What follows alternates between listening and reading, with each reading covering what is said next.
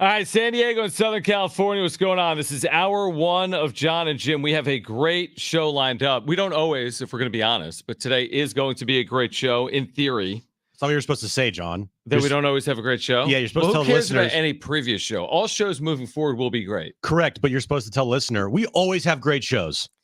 Yeah, but that's a disservice to them because they know that's not true. So here's the deal.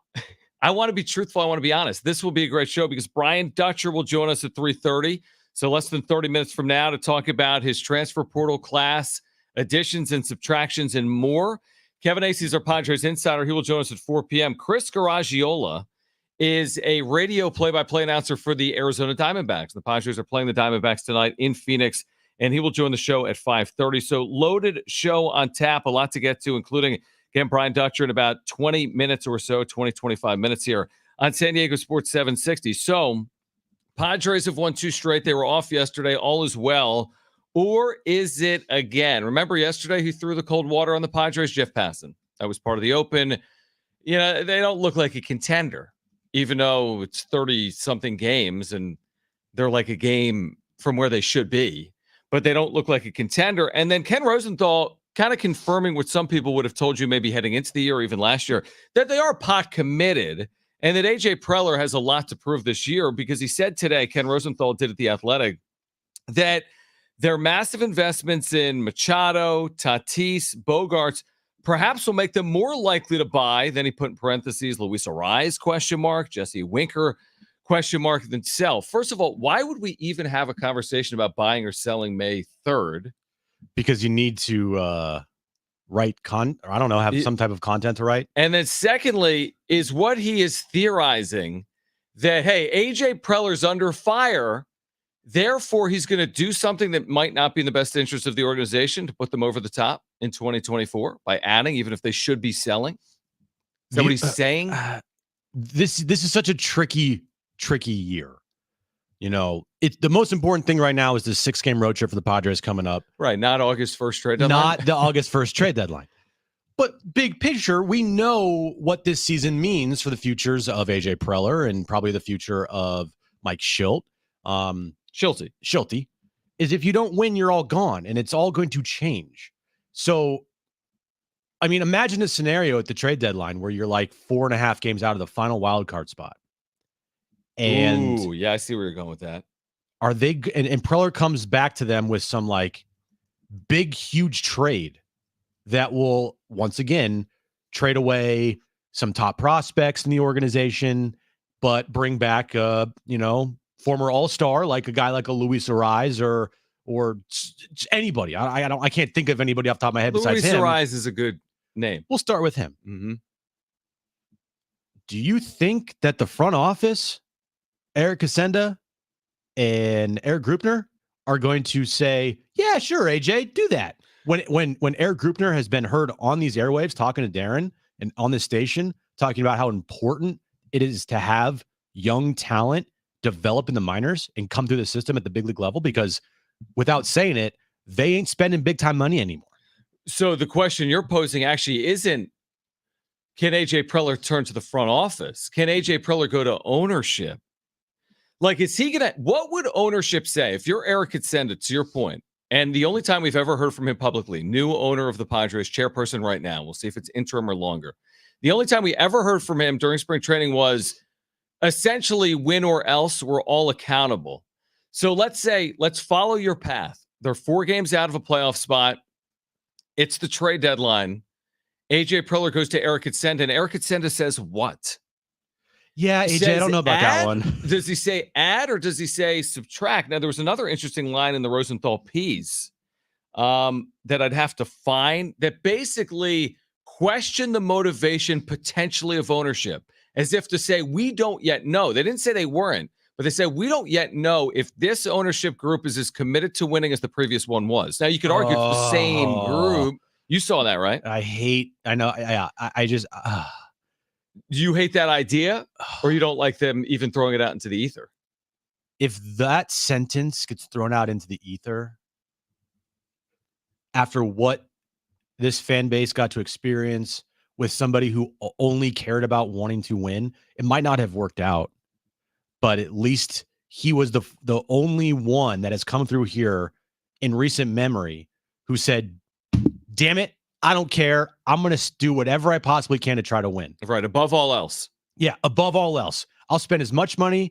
I'll let my GM do as many trades through the farm system as they want to try to build a winner at this level. So what part of you gave you that reaction, that visceral reaction? Because you know how San Diego sports have worked before. You know how the Padres organization has been, other than under like a Peter Seidler. Yeah. Well, this is what Ken Rosenthal wrote. Okay. The unknown, whether the interim ownership will be as committed to winning as the late Peter Seidler, and whether it will stay committed to general manager AJ Preller.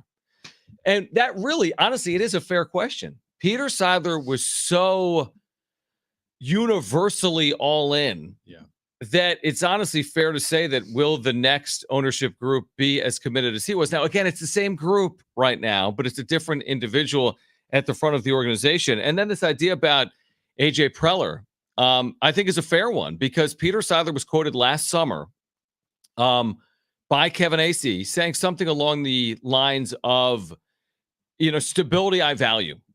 And AJ Preller is a really good general manager. He even went further than that. AJ's excellence is what Peter Seidler said a summer ago. So I think that's a fair question. I guess we can't really answer it until we get there. Are they going to be 4 games out? Are they going to be even? Are they going to be 4 games up on a playoff spot? But your point's valid. If they get there and they're 4 out, what does Eric Katsenda allow Preller to do? Last year, Peter Seidler said add, although they barely added, truthfully. They added, but they also didn't trade away the valuable assets they had exactly to improve the team for the future. Like, it would have been nice to maybe have some pieces for this year's team. So if you're in charge, what are you doing this year? You're AJ. No. You're Jim Russell. You're 4 out. What would you do? Like, I'm in AJ Preller's seat. Yeah. Well, knowing if I'm in AJ Preller's seat, my ass is on the hot seat. My job's on the line. I want to make sure I get in the postseason so I can see this thing out. Bye-bye, Ethan. Salas, bye-bye, DeVries. Or bye, Mazer. Right, exactly. Bye, Snelling. But that's what I'm saying. You can't do that. You can't burn it down to keep your job. And there's no way Eric Katsenda would allow that to happen. There's probably no way that Eric Grupner allows that to happen, to be honest with you. We know what's happening here. It's very easy to see. And I think that they're going to be in such a tough spot. And this is all based off of what Ken Rosenthal wrote today about, they're pot committed. They have, how many millions and hundreds of millions of dollars committed to this roster right now. And a guy that's going to be on the hot seat or is on the hot seat. I don't care what anybody says right now. I would say he's on the hot seat. You're putting that person in charge of the future of this team when that guy might not even be here. That's why like 10 and 11 year deals are always crazy to me, because most of this organization won't be here at the end. We won't probably be here at the end of these contracts when they get. Well, I hope that we'll be alive. Well, we'll be alive. I mean, hopefully. Oh, I didn't mean like literally. I didn't mean like we won't be on planet Earth. We won't be sitting here. Who knows? In the San Diego Sports 760 studios, you're getting married. In 11 years, John? In San Diego. Now, all of a sudden, you're getting up and leaving us just like that? Well, we don't know what the future holds. 11 more years? It's only 11 years. It's only 11 years. We're not asking you to commit to Jon and Jim for 12 years. Yeah, just imagine what you were doing 11 years ago. And think about if you were still doing that today. I feel like you're doing the exact same thing. You're watching WWE highlights. You're getting ready for the next X-Men. You're waking up late. Now you're going to get married, to your credit. I'm kind of growing up a little bit. True.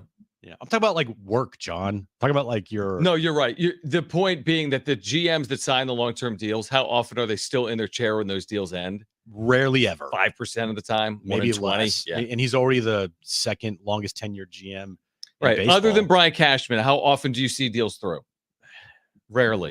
Yep. Yeah. You have to be very, very successful to see even those contracts get close. And even if you are, they move on. Like a Dave Dombrowski, who ended up in Philadelphia, has moved on. Like guys move from position to position. Now, Dave Dombrowski, he also won. That's what I'm saying, based on success. Yeah. Based on success. You're right. Yeah. I don't think AJ Preller, once he gets fired or. That's an interesting. I don't think his next job will be a GM, but I wouldn't rule out the possibility of him being a GM again. That's a whole nother conversation. Oh, he'll be He'll be like a scout, master Director. scout for first, whatever the thing is. Scouting director for an organization. Anyway, what's the overall point here? Well, the overall point is they need to play good baseball to even put them in a situation. Well, So what if they talking about are? this. Okay, so now they get to the trade deadline and they are having a nice year. And we said earlier this week they're 52-50, definitely conceivable. Yeah. Even though they're 2 games under 500 right now. But, there's some indicators that would tell you they could play well. Maybe there's some indicators that could tell you they're going to play poorly. But they get to the trade deadline, they're 52-50, 53-49. And they're a game back or they're even for a wild card spot. Are you then you're pushing all the chips? So you already got 70% of your chips in the middle of the table. Now you're like, you know what? We need a rise. We need Winker. What else do we have? We have nothing to lose. We have to get in. As opposed to a prudent approach, which would be like maybe add where you need to add. Well, again, it all comes down to how they're playing. That's why they need to start playing good baseball now in the 6-game road trip. It's hopefully a start of them playing good baseball for the next month. And at the end of this month, we can look up and say, okay, that was good. And they're on a path to, doing what we're talking about right now, which is making these decisions. If they're 52-50, then John, like I've said, if I'll take 52-50 right now, it's also how did they play? Like if they were 50-46, and then they go 2-4 in their next 6 games to get to the deadline, and they went on a 6-game winning streak to get to 52-50. Okay. So you're saying if they were 46-50 and then they win 6 just straight, like last as year, opposed to 52-44 and lose 6 straight, just like last year, right? They won 3 against the Rangers. It was completely fool's gold because we knew this team was not it, and they faked everybody out by having this little nice 3-game sweep of the defending World Series champion Texas Rangers, and it gave everybody this.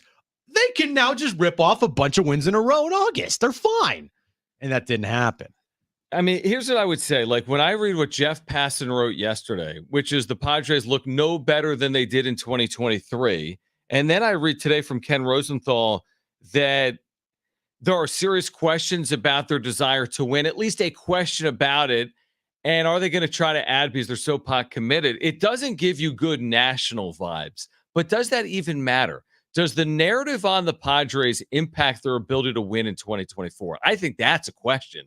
Is there a very Luke cool approach to the Padres nationally? They had a big payroll. They traded Juan Soto. The payroll's down. They got this veteran core that's aging. So that's like this national approach to the Padres. Here locally, maybe it's because we're in market. I think people are higher on them, but the truth is the truth. They're 16-8 team. And it hasn't been all hunky-dory. It also hasn't been a complete and utter disaster, I wouldn't say. So I guess the question is, what are they closer to? What Jeff Passan and Ken Rosenthal are writing, or what A.J. Preller has been selling, and what Mike Schild is saying every night after the Padres game, whether they win or lose? Bunch of winning gamers, John. Right. They're a bunch of baseball players, Even when they blew a 5-run lead, they were winning gamers. And they're a bunch of baseball players. Of course they're baseball players. Why wouldn't they be baseball players? Do we have that? From Mike Schild. We'll have that for forever. They're a bunch of baseball players, John. Who was this about when he said it? Profar? When you say he's a baseball player, of course he's a baseball player. No, this is Tyler Wadey. Was it? Oh, it was about Wade. Tyler doing Wadey, the little things. Doing a bit of everything. Little things. He's a baseball player, John, Right. even though he's slugging 286. But he does play baseball. Yeah, When you say he's a baseball player, of course he's a baseball player. like technically, yeah, he's a baseball player. Right. What was your question? I have no idea. I've totally forgot. Little ouchie? We were talking about little ouchies. My point is, are they closer to the national media narrative? This team's washed. Sell. It's May 3rd. They're the Marlins. What? No, they're not. Sell. Or are they closer to the, hey, we added Cease, we're contender. And Mike Schild tells me every single night, this is the greatest group of 26 that's ever been put together. The only thing that I can definitively say about this team this year right now is they have grit. Like, they got some fight. Is that a hashtag? Hashtag we've got grit. Hashtag we got some grit. Mm-hmm. But they do. They have some fight I agree in with them. that. They have grit. They're not the best team ever. They're certainly not the worst team ever. But I don't know if I could say that they're a quote unquote good baseball team right now. Like, or they're going to be a good baseball team. Mm-hmm. They could be hovering around 500 all year long. That to me is like you're an average baseball team, you know? I don't know if they're going to become a good baseball team. Yeah, but like Darren made an amazing point. Again, I don't know, but I do know as of right now for the first month of the season, they are gritty and they have fight. And that's something you could not say about last year's team at all. Darren, who just walked by, reminds me of the amazing point he just had, which was, the margin between good and average is so razor thin in Major League Baseball that the point he made on air today on the Darren Smith Show was if they won one additional game against the Diamondbacks last year, they would have been in the postseason and the Diamondbacks would have been out. Now you can spin that as we've talked about before. They were 82-80, but they did a lot of their damage in September. The point is valid. They technically missed out by 2 games. You say, well, if they won one more game, what are you talking about? If they won one more, the Diamondbacks won one fewer. And then they had the tiebreaker. They would have been 7-6 in a 13-game season series against Arizona. Now, I'd have to go back and look at those 13 games. Your point is valid, but we're getting some really thin margins now when you have 6 playoff teams in each league and when the last team getting in is 84 wins. So basically what I am trying to say then is the only way win tonight would be very good. Dylan Cease pitched better than he did against the Phillies. That'd be nice. But he's been good. He's been very good. Really good. Really good. They're a good team only if they make the postseason. If they don't make the postseason, they're not a good team. I'm with you. That's it. And it's funny. It's as simple as that. This is how life works. And you're right. And they did miss out. Depending on how you want to spin it, if they missed out a year ago because they lost a game to the Diamondbacks, and by the way, there were winnable games there. When I remember the August turn, the Diamondbacks were trending down. They played the Padres for 2 series and won games that they shouldn't have won. Or that 4-gamer here with the double header on that Saturday. Well, I remember Soto flying out to the warning track against Arizona. Did he not? Yep. And everyone in that dugout, Padres dugout, thought the game was over. Oh my God. So, but you're right. At the end of the day, especially when you get to the level of professional sports and the money is so significant and the eyeballs are so attentive that it doesn't really matter. It is black and white.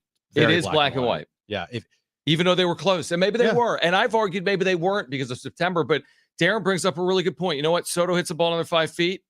Who knows? I don't know. Is that it? Maybe they're in the postseason. I have no idea. And you can only say that about the NFL and baseball because in hockey and basketball, NBA. There are so many teams that make the postseason. It's ridiculous. Well, 20 in the NBA with the play-in out of 30. And 16 in hockey out of 30 or so 31. half the league in a little more than half the league in both of those sports. Baseball, 12 of 30. Football, 14 of 32. Football is just different because there's only so few games to be played. True. It is, but now with the 7 teams, right? It's 7 per conference. 7 per conference, 1 gets the bye. So it's not easy, but 14 of 32, you're starting to push 50%. Usually, the final team ends around 500. Yeah, 9-8. 9-8. Mm-hmm. And those are the teams that are in purgatory, the gray area where you don't want to be. Yeah, you're right. Baseball, there's really no gray area, I feel like, because if you get in, you give yourself a shot. Passan said there was yesterday. He said they're not bad enough to be lottery eligible. But if you make it at 84 wins, then who cares? Well, a lot of people, Phillies and Diamondbacks, are in the World Series. Right. So that's the gray area he's talking about. No, I'm saying that's not gray area. No, he's saying 82 and 80. Right. Or 75 and 87, where you're not bottom 6 and you're not top 12. You're the other 10. Right. That's okay. But does that even matter? Do you need a lottery pick in baseball? What does a lottery pick produce? Bronny's not going to be in the baseball lottery. The reincarnation of Mike Trout's not going to happen. Yeah, it's a different sport like that. There's no guarantee. We've been talking about Ethan Salas for a couple of years, as we should be, but there is no guarantee Ethan Salas is going to have the impact that LeBron James has had in his career in basketball. There's nowhere close to that. And Ethan Salas is hitting 215 in the minors right now. So we don't know. It's a gray area for me you're right, 75 wins to 80 wins. Yeah, that's the purgatory. But, dude, you get to 83, 84, and you happen to make it as the 6th seed, you're a good team then. I'm all on board with you, and you're right. Phillies 2022. Yep. Diamondbacks 2023. Yeah. And those, how are fans going to remember those seasons? Phillies fans, fondly. Diamondback fans fondly. Like, that's a great year. Everyone's like, oh, the You got to Diamondbacks. the World Series. Everyone's like, oh, the Diamondbacks had a great year last year. They won 84 games. I know, but now I'm watching, and then the benefit on the other side is there's excitement. You have success in the postseason. I'm now watching Diamondbacks games with 30,000 people, where a year ago there were 13,000. And they've invested. Yep, they have this offseason. Now, they haven't won yet. No. But, you make a really good point. And I understand Paston's point, which is like, you don't want to just not suck or not be great and completely be in the middle. But middle could get you to where you need to go. There's nothing about this team right now, as it's constructed, with healthy too, that screams 75 wins. You're saying it should trend more than that. I think they will be fighting for the 83, 84, 85. I think they will be fighting too. Like, it's going to be a fight. I'm not saying it's going to happen, but at least I think they're going to be fighting for that number and fighting for a 6 seed. Let's talk to Brian Dutcher on the other side, not about the Padres, but about the transfer portal, which has closed. He's still seeking a final player to add to his roster, we believe. We could talk about next year's scheduling. Is there going to be an NIL tournament in Las Vegas? What does he make of his additions as we turn the page towards 2024-25 with Brian Dutcher, head coach of the Aztecs? Will join us next on Jon and Jim.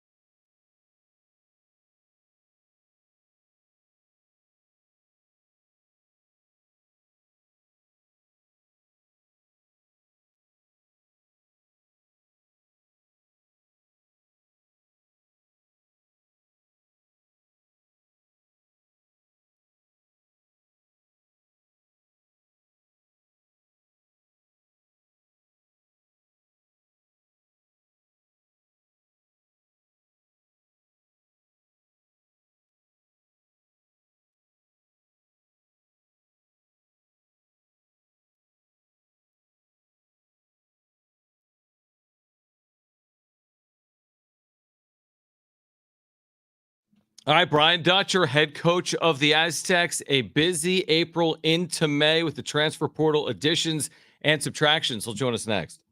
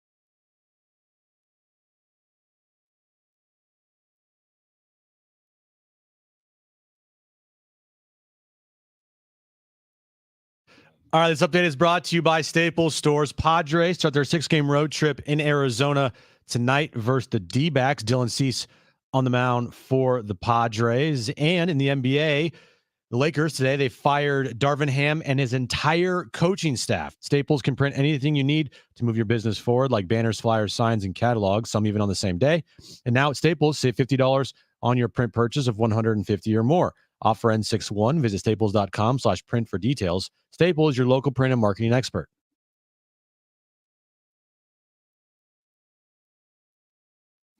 All right, Brian Dutcher will join us momentarily. It has been a busy few weeks, to put it lightly, for San Diego State men's basketball. We had Dutch in studio a couple of weeks ago. I'll tell you, Dutch is so timely. 3 seconds We off. say 3:30, he calls it 3:30. And Brian Dutcher is going to be back with us here. Jon and Jim, home of the Aztecs, San Diego Sports 760. It's always our pleasure to have the head coach of the Aztecs, Brian Dutcher, with us, back with us on San Diego Sports 760. And Jon and Jim. Dutch, I feel like April has changed in the coaching profession over the years. Can you explain what it's like now coming out of a season and that kind of race to get to your next roster with the transfer portal and all that entails? And thanks for hopping on. Yeah, my pleasure, Jon. And like I said, it's just the new nature of the business. Nothing to fear, something to embrace, and let's go at it. Let's get players. Let's help our players that are in the program get better, and let's keep winning. Dutch, were you surprised by Elijah's decision to enter the transfer portal? Yeah, a little bit. I thought this was his year coming up, but like I said, guys, it's not all just money why guys stay or leave. There's other factors that go into it, and I think Elijah was probably a little bit of both. And so, I would have liked Elijah to stay and love Elijah, but wish him well. Thank him for the time he spent on the Mesa, and move on and worry about the Aztecs and wish him well in his next venture, wherever that might be, what school he chooses. Brian Dutcher with us right now, San Diego Sports 760. Let's talk about some of these additions, and you've really made sizable adds, obviously. We learned about Wayne McKinney III yesterday from USD. You've added Nick Boyd, who you're familiar with from FAU, Jared Coleman-Jones on the interior. What can you just say in general about the players you've brought in via the portal? They fit our culture. It's not all about just running out and taking the most points or the most rebounds. It's bring them on campus. It's hear what's important to them. And all three said the most important thing is winning, and that fits us. We want guys that are obviously want to get better, but are willing to sacrifice, willing to do whatever it takes to win. Lamont Butler also entered the transfer portal. He's heading to Kentucky. He spent 4 years here. Just, describe what he meant to this program over the last 4 seasons for you guys in helping you, win a lot of games and going to places that this program's never been before. Yeah, Lamont is a winner, and he won at San Diego State. He helped us win a lot of games. So proud of what he did for us. And it's this COVID year. These guys get the extra year, and so basically they can be a pro for 1 year. They get their degree. They got a San Diego State degree, and now it's okay. Let's go check the marketplace, because in any other year before COVID, I'm on my way to try to make the NBA or Europe. And so a lot of these guys are using that extra year right now to basically be a pro, to find out what's the open market bear and start making money playing basketball. Dutch, can you take us back in terms of your familiarity specifically with like a Wayne McKinney III, who was out of Coronado at the end of high school, really good player at USD? Can you just kind of take our listeners inside your familiarity with Wayne McKinney III and how this opportunity presented itself? Yeah, I've always loved Wayne. I remember Jan and I went and watched him play a high school game at Coronado High School and followed him in the summer. He was playing for Keenan Allen's team, and I always loved Wayne, but I told him when he came here to talk with us that timing is everything. And with Lamont and Darion on the roster the last 2 years, it would have been selfish to try to say, Wayne, even if you want to come, let's go, let's do it. Timing has to be there. So same program, but timing is different, and his time to be an Aztec is now. What pieces are you still looking to add to this team for the upcoming season? That's the interesting thing. I mean, we have a roster that's ready to go out and play right now. We don't have to add a piece, but we're not going to turn down a piece we think can make a difference. And so maybe shooting, maybe a big wing, that can, we've had big wings in the past, a la Matt Mitchell, Dakari Allen, guys that can guard multiple positions, be dangerous. And so maybe, I feel like we have a lot of 4 and 5 men. Now, we're not going to turn down a really good 4, but maybe a guy that can play both of the 2 hard positions to combine. It's point guard, combo guard, wing, but not many wings that can shift over and guard a 4. So maybe looking for a guy that can fill that role at both ends of the floor. Brian Dutcher with us right now, San Diego Sports 760 and Jon and Jim. Dutcher, it feels as if a lot of time you've got multiple really good ball handlers on the floor. Go back to last year, starting both Darion Trammell and Lamont Butler. How do you see Nick Boyd and Wayne McKinney III working together? I mean, we've got dynamic players. Yeah. I mean, with Bird and Reese Waters coming back, those guys are dynamic, and they can be out there with Wayne or Nick, or there are times like I played Lamont and Darion together, or Malachi and KJ Fagan back in the day with the 30 and 2 team, where those guys can be on the floor together. So Aztec basketball has always been about versatility. I think Wayne gives us versatility to be out there with Nick or to be out there with the others. And so we have great versatility, and that's what always makes us dangerous. Dutch, when do you expect to know more about whether or not you'll be in the NIL tournament this year, or if it'll be even held this year? It's just mostly formatting, because and the whole formula for NILs is going to change. Usually there's only one team allowed per conference in an NIL event. And now that the Power 5 has gone to the Power 4, they're going to change that. They're going to let teams from the same conference play in NIL events. And so or not MTEs, right? Whatever you want, whether it's NIL or MTE, that will change. Now, whether it changes this year or not, it has to do with formatting. It's TV rights. If it's just a game in a neutral site where we have Mountain West games, then the Mountain West controls the TV rights. And so for I think the NIL event to work, they have to be able to control their TV rights. And without MTE status, they don't do that. So there's a combination they're looking at to try to find a way to make that happen, I think. Brian Dutcher with us right now, Jon and Jim, San Diego Sports 760. At what point, I'm sure it's already occurring with some members of your staff like Matt Soria, but At what point do you turn your attention to the critical nature of non-conference scheduling? I know it changes this year with more conference games. We're talking about this potential MTE. When do you start approaching, or how do you approach looking at your non-conference schedule? I mean, we already are. I mean, we want a hard schedule. We've never shied away from a difficult schedule. And sometimes I always laugh where people say, well, they're not playing any. Well, we want to play anybody that'll play us, especially in the West. And so if they don't want to play, then sometimes we don't have the schedule we want. But with the Zags coming back to Viejas this year, with the hopefully NIL event with Power 5 schools, the NIL event will be a Maui field, maybe better than a Maui field. That's how good the competition will be. And then we're trying to get another good home and home with a Power 5 school that will raise the bar for our program. And so we're out there hunting games, but we have to find people that want to play us. And as good as we've been, it's harder than you think. Yeah, Makes sense. It does. Going back to just the transfer portal real quick, Dutch, I know you said you were caught off a little guard by the Elijah news. Was the leading up to when the transfer portal closed on Wednesday night, was there sitting there like, man, please don't have any more phone calls come in? Like, is that a nervous period for you now in the climate of college basketball? You know, I don't try to get nervous. It's a new normal. When a program like Duke loses 7 players that could have come back, then you know what the nature of the game is. And then when programs like Kentucky, Calipari leaves, Arkansas Musselman leaves, Louisville, Kenny Payne's no longer there. So now you've got 3 programs probably with as much NIL money as anyone in the country losing their entire roster. And so the price of going business goes up because they have to fill a roster and they have the money to do it. So it's like free agency. Once the first one falls, then the market is set. And so it's NIL. A lot of NIL money's out there. The Mesa Foundation has done a fantastic job of helping us along. We're growing it.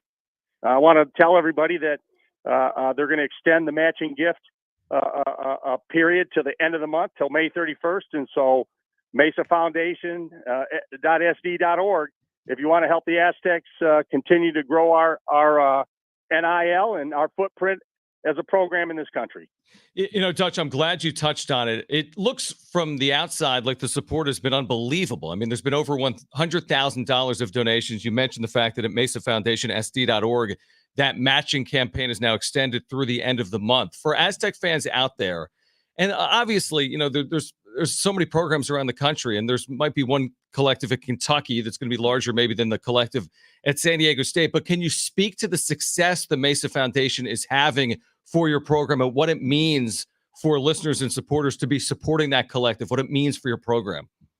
It means everything, John. And obviously, we're not the New York Yankees of baseball where we have an unbelievable payroll. We pay more than anybody.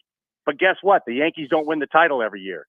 Teams that have good young players, that have good culture players, win titles. And so we don't have to have as much money as everyone else, but we have to have enough money to stay relevant.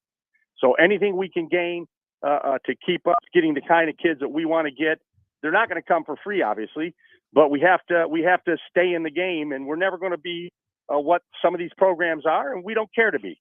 You know, we weren't them before, but we find a way to win. We find kids that fit our culture, and every little bit of support from the community helps us. Before the show, Dutch, this is completely off topic here, but before the show, me and John saw a list of 78 players that were invited to the NBA Combine this year, and there was a name that was not on that list. It's kind of surprising to us. I don't know if you knew about it or if you know maybe there's reasons behind it, but Jaden Ledee was not on that list to go to the NBA Combine. If you didn't know about that, are you surprised by it? Yeah, I would thought Jaden would have been invited. He's clearly one of the best players in the country, but maybe they feel that he's played enough college, he's been in college long enough where they know his game. And trust me, Nate Mensah wasn't in the Combine last year, and he played 36 games in the NBA this year. So the path is still there. I believe in my heart that Jaden Ledee will be on an NBA roster next year when the season starts. It's just an unbelievable career, obviously, certainly on the Mesa. Dutch, before you go, Chris Acker, as you've talked about with that great opportunity, obviously, to become a head coach. We've talked about it with you. You had talked about the priority, obviously, of the portal. What's your timeline related to finding an additional assistant coach to replace Chris Acker? Well, we have no shortage of candidates. I've got a short list. I kind of have some in mind, and now we're just jumping through the HR hurdles to try to get something done. Dutch, never dull. Is there a period of time where you will take time off? Are you still waiting to potentially complete this roster, or you feel good about the state of the roster where you can kind of, maybe take a few days to yourself, or is that not possible yet? A few days. Is that possible? Listen, I'm still working. I'm in every day. We're watching tape on all these kids in the portal, trying to find the guy that fits our program. And so we're still working, but I believe this in my heart. If we get in that another piece, we are going to be good next year. I believe that in my heart. And it's going to be fun. This is the nature of college basketball. This is the exciting part. The COVID year runs off. The fifth-year guys are going to be done. And then it's going to be four-year guys, and the rosters are going to flip quicker like they used to. And that's part of the excitement. Who are the new guys? Who are the new faces? And people might find it hard to believe, but we've started freshmen in the past, a la Matt Mitchell or Nathan Mensah. And so we have freshmen coming in that are going to be good enough to start for us. Yeah, I mean, it's a terrific roster that we look at right now, and Aztec fans are excited to once again do it again, 24-25. Again, that matching campaign has been extended through the end of the month to support San Diego State men's and women's basketball. Mesa Foundation, SD.org. Dutch, we always appreciate it. Have a great weekend, and we look forward to doing it again soon. Thanks for having me. Hey, as long as the portal is open, I'm going to keep coming on the radio. Well, okay, there we go. That sounds good. We love that. We'll talk to you Monday. Yeah. All right, fellas. Thanks, Dutch. All right, Brian Dutcher, head coach of the Aztecs. Let's react to that. Let me translate that for you real quick. Farrell Compton. Magoon. Yeah, Farrell Compton. They also, Taj DeGorville is out of Las Vegas, a guard. I mean, they have serious talent coming in. Mark Ziegler told us yesterday he's more intrigued about the roster coming up in 24-25 than any roster he's covered. This is San what we've Diego been State. preaching. Yeah. It's how college basketball works. Right. There's new it's rosters not- all the right, time. Exactly. And you should be excited about it. Not wanting, you want these guys to stay for a long time, but that's just not college basketball, and it never was. It's a good point. We can react to that on the other side. Plus, Patrick Beverly, he's not in the portal. I think we probably know why. We'll explain if you don't know next.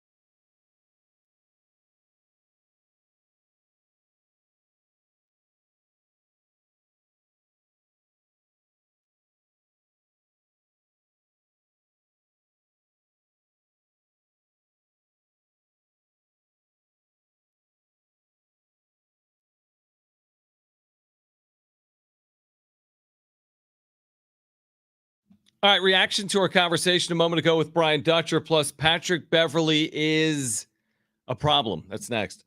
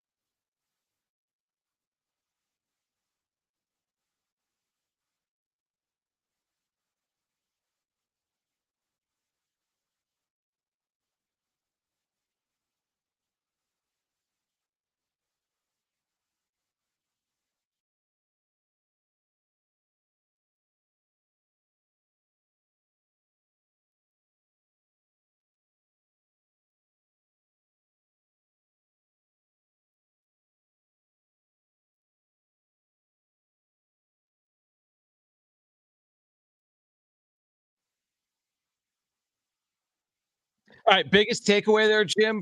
By the way, hold on. One of our leads, Kevin AC, will join us in 10 minutes.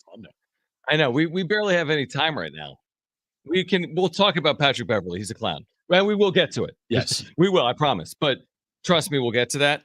But we have Luke Bryan tickets to give away today. Completely buried the lead. That's a big story. I feel like that's a really good giveaway. That's an amazing giveaway. So we do have that. It is honestly for us. It's a very good giveaway, and we will do that during Trainwreck Radio, which returns today around 4:45. So be listening for that. I feel like that's an awesome giveaway. I feel like Aaron's gonna tell me. Call wait, in. hold on. You were giving away whose She's tickets? like, we're not married yet. I can call in. When's the concert? Oh, it's on our wedding. We're going to the concert instead. Okay, so there's that. Give me a 30-second biggest takeaway from our conversation with Dutch. Anything you learned or he said? I usually, when Dutch says he thinks his team's going to be really good, I tend to believe him because they always have been. Because the last two times he said that, like definitively, they went to the national championship game in a Sweet 16 versus the defending and then eventual back-to-back national champions. Yeah, I remember he said it before the 30-2 team. He said before the 30-2 team. He doesn't. What I love about Dutch is he doesn't sugarcoat it. He doesn't. He said he was surprised by Elijah. He'll let you know, like, we have a lot of work to do. We have some things we need to work on. Mm-hmm. We have some good players on this team, but we're gonna have to do some work this summer and get ready for next year. Like, he would say that if he doesn't think right now the team is good enough to make a run or make it to March.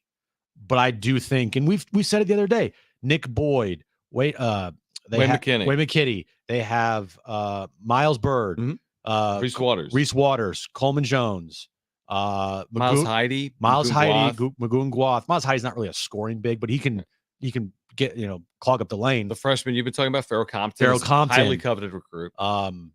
They have scorers. They have guys in their team that could score. Reese Waters. Have we mentioned Reese Waters? We did. Like, they have guys that can score. They have guys that can defend. They have guys that can be leaders.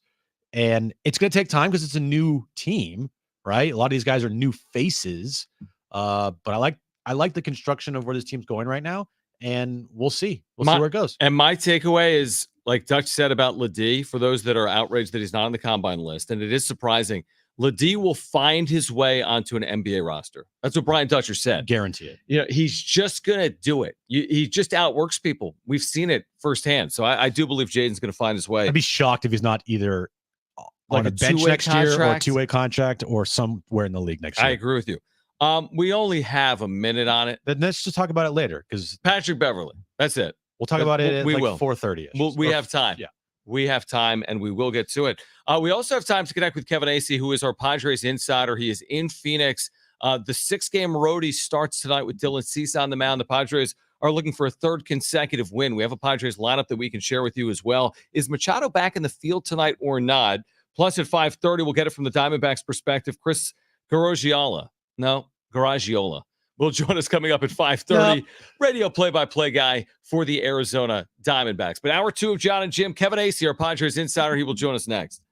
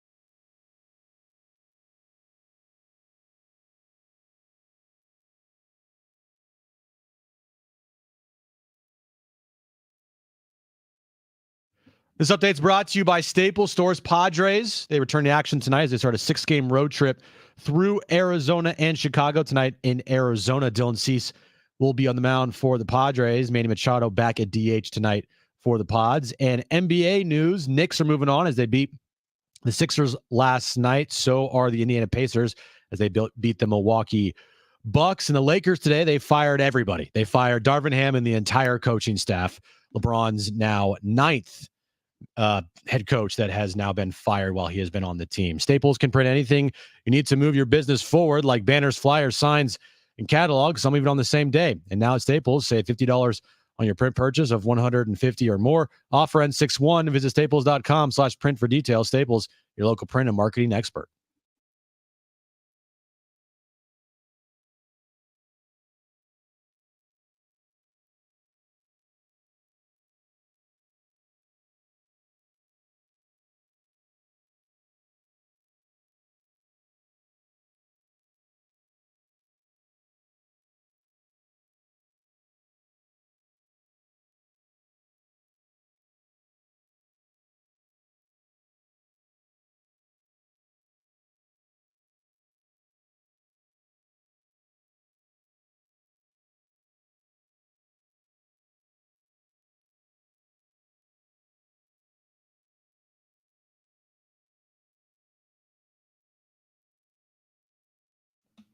All right, let's get into it. The Padres about to open a 6-game road trip tonight in Phoenix against the Arizona Diamondbacks. And Kevin Acee is our Padres Insider and back with us on San Diego Sports 760. And Jon and Jim. And Kevin, as always, we do appreciate it. It's been an interesting last few days from the lows of a 5-game losing streak to good performances on the mound from both Joe Musgrove and Yu Darvish. I guess I'll start with the positives there. How encouraged do you think Mike Schilt and really maybe the organization is as well, getting Darvish back and then seeing Musgrove also pitch effectively during these last 2 games? Yeah, to me, that was the biggest thing about those 2 victories. Yes, they needed the victories. I mean, without a doubt. But that those 2 guys did what they did was like the biggest thing in terms of looking at it, globally and big picture, which I think you tend to do more at this point of the season.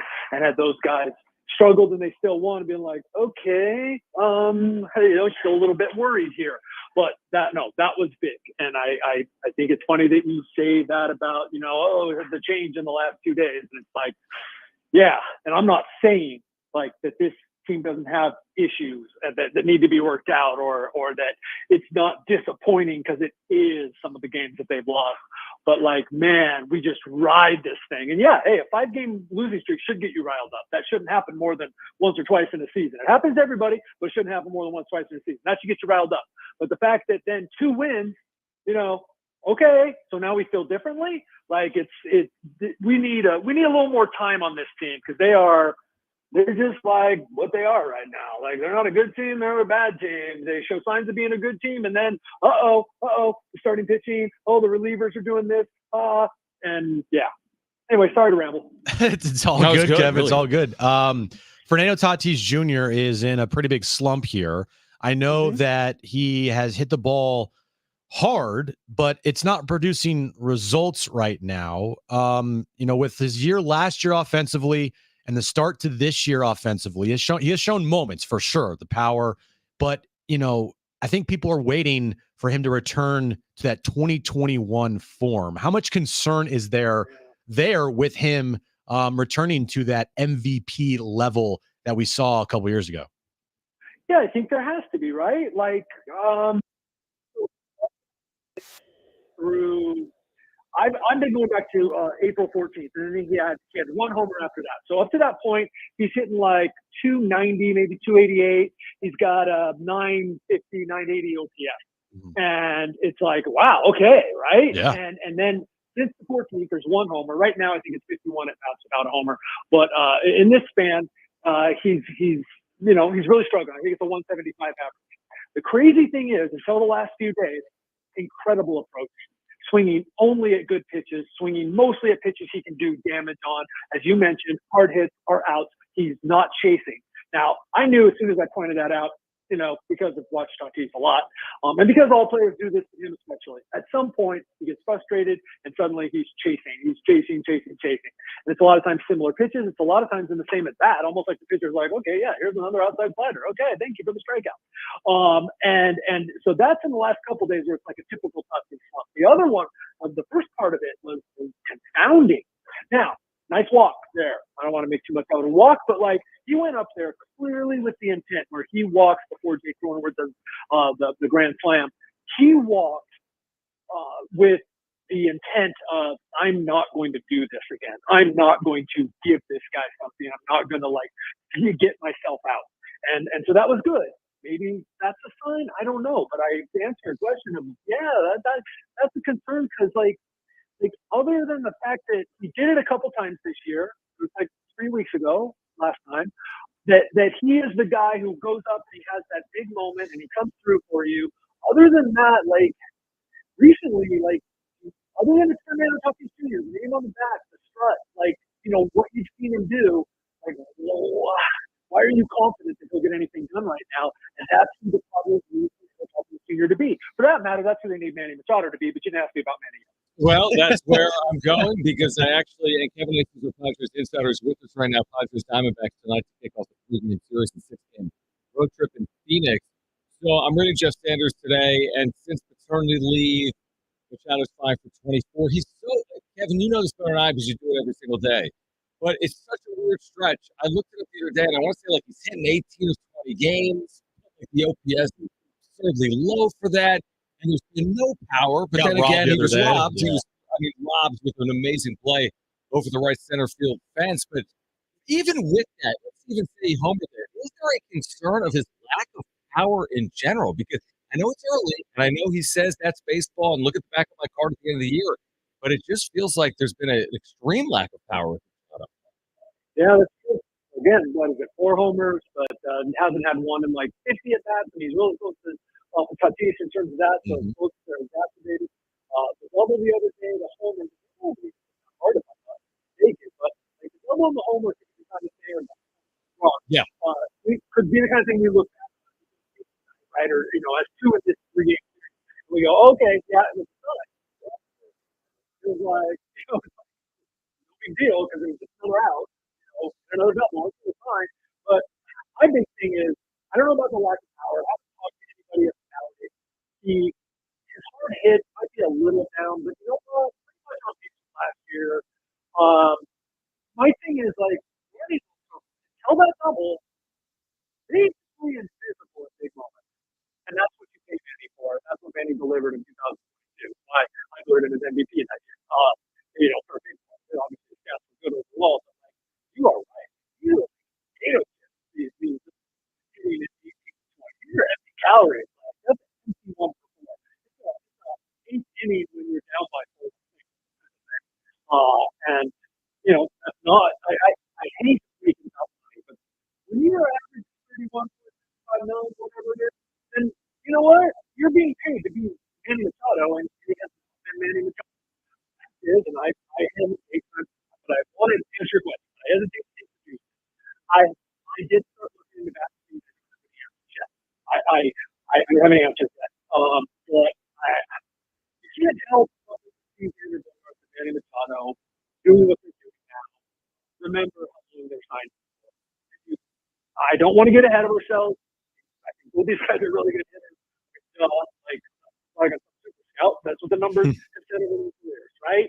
But like, yeah, it's at least something that we all on the outside are thinking about. I want to go back to a Tuesday, Kevin. You mentioned it that Manny. That was a big hit for him in a rather large moment. I feel like for this team for the start of this year, because yes, in that game, but he took the run off the board. He let the players decide, what's happening on the field there, and he left the bases loaded for Manny, and Manny proved him right. And ever since his kind of, proclamation that these guys are a bunch of winning gamers on that Thursday game in Colorado, they followed it up with a 5-game losing streak. How important was that moment to have your leader, your superstar player, reward their manager for believing?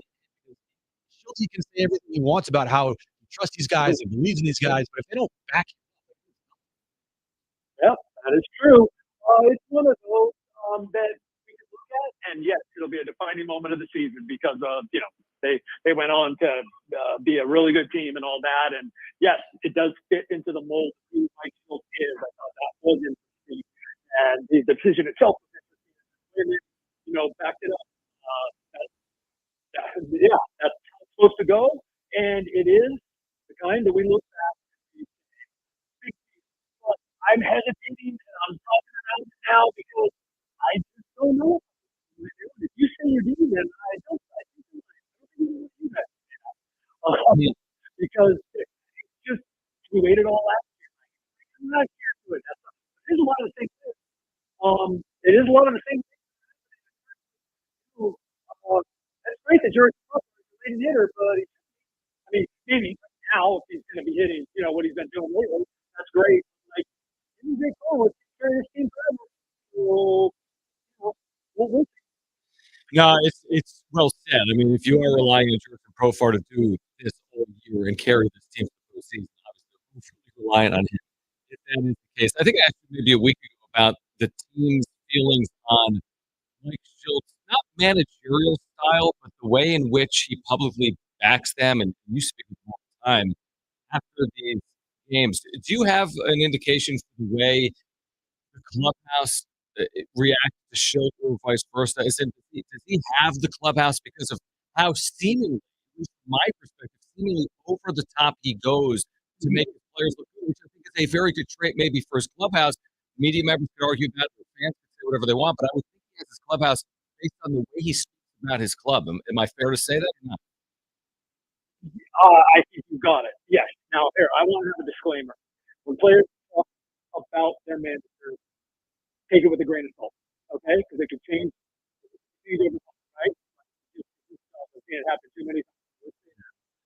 What I will say about your relationship with Mike Schultz is this guy is so genuine to them, and so maybe to I don't know if it's to a fault, maybe certainly about humans because aren't as good, but that's not really as their back. I think it plays. I do. You can, when you're in my position, be a little cynical about what 20-something millionaires, how much they really care about anybody but themselves, or how much they really care about has to say, or whatever. But I will say this: genuine plays, even in 2024, and my genuineness is working, and it worked right away in the offseason, and for now, it continues. The reason like a terrible old man and my lawn and stuff. Here's some folks who got this spring talking about Mike Schultz is going to be our manager. Yeah, we got our manager. Like, okay, that's really similar to what you said about Pop. Like, so you know what I'm saying? It's like, just wait. You don't get this. Yeah, I think Mike Schultz being Mike Schultz plays in this club. Final one for me, Kevin, and it's not an interview without Xander Bogaerts. Last time we talked, he was in the leadoff spot. Now he's been down in the fifth hole, and he had an off day on Wednesday. Yeah, but if he continues to struggle, the fifth spot in the lineup, I feel like, is not the best place to continue struggling. Could there be more of a, I guess, moving down in the lineup? Sure, absolutely. I think that's certainly not something we do. There's not a lot of emphasis on a veteran guy, a guy who works really hard, all that stuff. Guy makes 25 mil. There's a lot of factors. He doesn't really have to do that, right? But there comes a point where you're trying to win, and whatever 200 batting average doesn't play. I will say this: Xander Bogaerts' batting average of 200 in scoring position is higher than any of the other high-paid stars right now. Maybe not Toddy. Toddy might still have it, even though Toddy's on like an 0 for 16 bender with guys in scoring position. But you are correct. That can't have that. Can't have that hole in one of the top 5 spots. Well, Kevin, we appreciate it. We're excited for, I don't know, I guess we're excited for this weekend series. We're just excited for this. Hey, the Diamondbacks have become a thing, right? Like they're 14-18, but like these teams know each other. It's division. Who do you think when you guys talk about? I'm assuming you do. When you guys talk about like the wild card race, right? Because they're not winning the division. I mean, but like. Who do you think that they're in a battle with? And the Diamondbacks are one of them. And so this is a big series. Diamondbacks are definitely one of them. And I mean, it'll be a conversation for another day. It goes to this idea of, listen, there's a good chance come the 1st of August, the Padres will be quasi in it, like most teams are. They won't be the Marlins, but they won't be the Dodgers. So what are they? It's a conversation for another day, but they're going to be in it. They'll either be 2 up on a spot, 3 down on a spot, even for a spot. And then what do? It'll be really interesting to see. And your best friend Darren said today, made a good point. Like, if they just beat the Diamondbacks one more time last year, they would have made the postseason. I put it on that list of things of so close, like maddeningly close, like absolutely losing teams, divisional teams, all that. Like, Kevin, we appreciate it. Have a good weekend. We'll do it again next week for the Dodgers series back at home. Right on. Take care.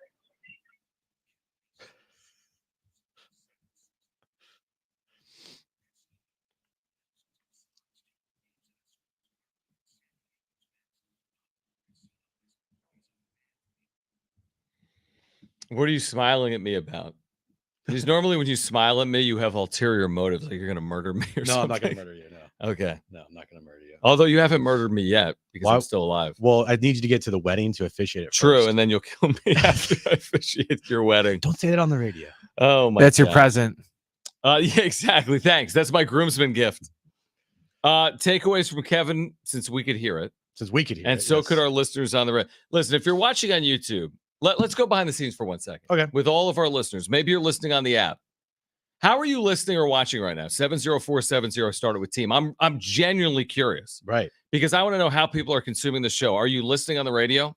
Are you at sportssd.com/listen? Are you on the free iHeartRadio app, or are you on YouTube? And for those of you that are I said San Diego Sports 760. Okay. If you are on YouTube, we do genuinely apologize.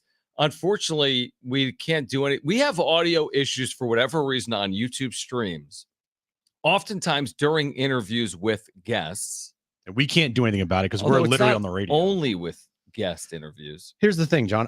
We can't worry about that. I like to blame you typically. I like to blame you. But we're not audio engineers, nor is Brent.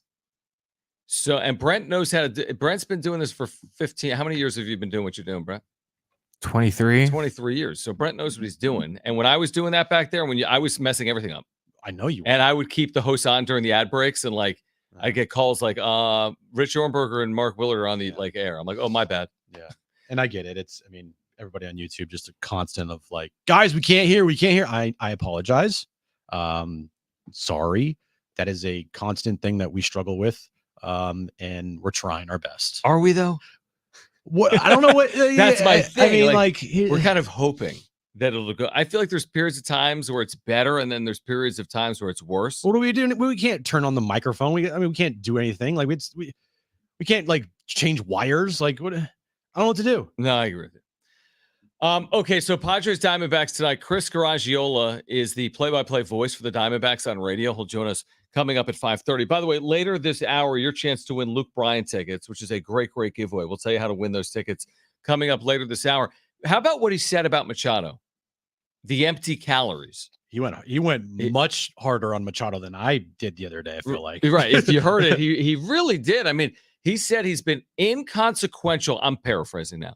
In big moments, other than a big moment, had one of them the other day. It was a big moment, and he did come through. And it's not for me as much about big moments. And of course it is. For me, it's about consistency of power or lack thereof. Now, it's hard because literally in the last game, he did hit a ball really well. Should have been a home run. That was taken back. So maybe today's not the best day, and maybe that means he's trending out of it. I got to see a home run this weekend from Machado. I said the other day, I was like, Machado feels like he's heating up. I know, but it's like, is he? He's 5 for 24 since paternity. If you give him that home run, he's 6 for 24, 250 with a homer. Okay. So I mean, he's been all right. He hasn't been bad. He hasn't been good. He has not been horrific. Not at all. But here's the thing that's different between Machado and Bogarts. When Manny's at the plate, I feel like every time there's an opportunity or the possibility of something good happening is there with Machado.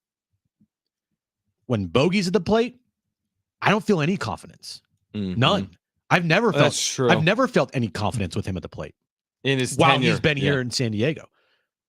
September, he was amazing. Didn't really count my eyes.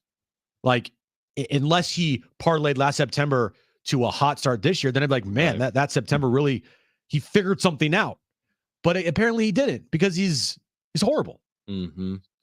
With Manny, his numbers have been down since the start of last year. We can talk about that. But at least when he's at the plate, I feel at least some confidence that he's going to do something. Right. No, I agree with that. You know, Bogarts, I feel is like almost like zero. No, anything Bogarts does for me, and I agree with you, is a complete bonus. I'm like, oh my gosh, 2 for 4 with a double. I'm like, that's amazing. I wasn't expecting that, which is awful to say, but it's just how we feel. Right. It just feels like he doesn't come through, and it's probably not accurate because, again, look at advanced analytics stuff from last year, and it was fine. Now, we would argue it's April and September, which, again, counts, certainly April, more than September because they were out of it. What about the other 4 May, months? June, July, August? Yeah, no, those count too. And he wasn't very good. And he was grounded into horrible. all those double plays, and he didn't hit with men in scoring position. But I am with you on Manny. It always feels like he's a day away from like a 2-homer game. Like, I would not be surprised if in this series he hit 2 or 3 home runs. But then again, he hasn't hit a home run. What did Kevin just say? 50+ ABs. And then you go to Tatis. That's a little bit of a different one. In terms of he was hitting the ball hard. Now, the last couple of days, he hasn't. He hasn't hit since 2021. The point that Kevin made, that's a good one, is when you start seeing him chase and the at-bats just at the end of the at-bat, just like, wow, that bat sucked. Mm-hmm. You know it's getting to him. He wears his emotions on his sleeve more than anybody. I agree with that. And when he's in a slump, you know it. When he's hot, you know it. He's going to let you know with his emotion how he's doing. Like, you could show me a 4 at bats in one game. Don't tell me his stats at all. Don't tell me the streak he's on, and I would tell you if he's hot or not. Mm-hmm. Just because I just know, like, his emotions will let you know. And when he's chasing and his at bat ends with him kind of like putting his head back and just walking back to the dugout after he swung at a pitch 5 feet off the plate, like, you know, that's when it's a problem. And he's been doing that of late. Did we think, but when we talked a day or two ago, we were talking about Merrill Kelly, right? Potentially starting on Friday, and then we said he was moved back. We were talking about Zach Gallen. I was going to say, because Kelly's been on the IL. They transferred him to the 60-day IL. Some rookie starting tonight, right? Yeah, it is. And we were talking about Gallen. Kelly, by the way, has been transferred to the 60-day. He had started the year really good. He was great for them in the World Series, too. And he just went on the IL a couple of weeks ago. He's actually eligible to come off, but he's been transferred to the 60-day IL. It's a series you'd love to win with Dylan Cease on the mound and then moving Zach Gallen back. This is a series you'd absolutely love to win against a team that struggled. They're 14-18 this year. We'll get to the wrap on the other side. Then later this hour, your chance to win a great, great prize. 2 free tickets to see Luke Bryan coming up August 8th. We'll tell you how to win those tickets coming up later this hour, but the wrap is next on Jon and Jim.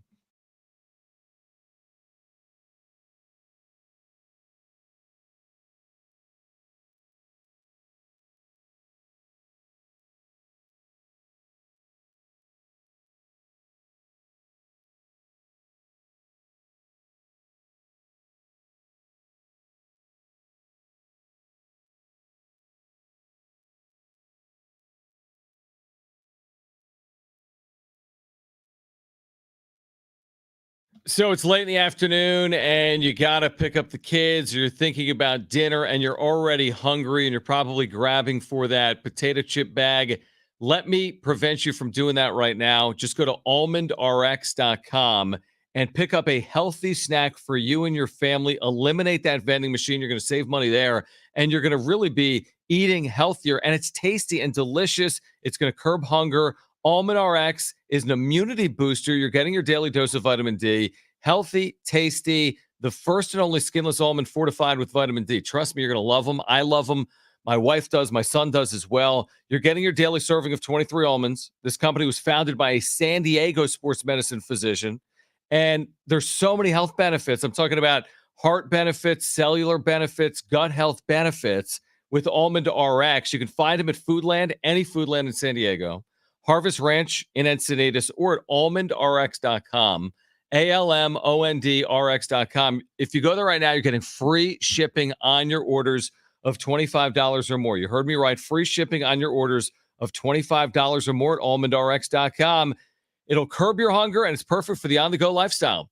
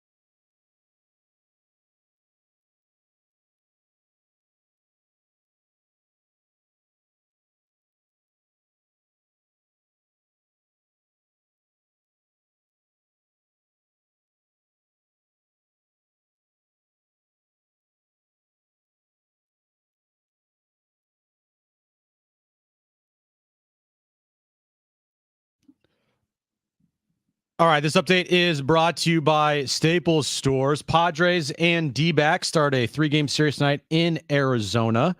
Dylan Cease on the mound for the Padres. Good news for this series, if you're a Padres fan. Zach Gallen was supposed to start tonight. He was then pushed back to Sunday. Well, he's now been pushed back to Tuesday for the Diamondbacks. So that means he's going to miss this series versus the Padres. And NBA news, Darvin Ham and the entire Lakers coaching staff today was fired. Staples can print anything you need to move your business forward, like banners, flyers, signs, and catalogs, some even on the same day. And now at Staples, save $50 on your print purchase of $150 or more. Offer ends 6/1. Visit staples.com/print for details. Staples, your local print and marketing expert.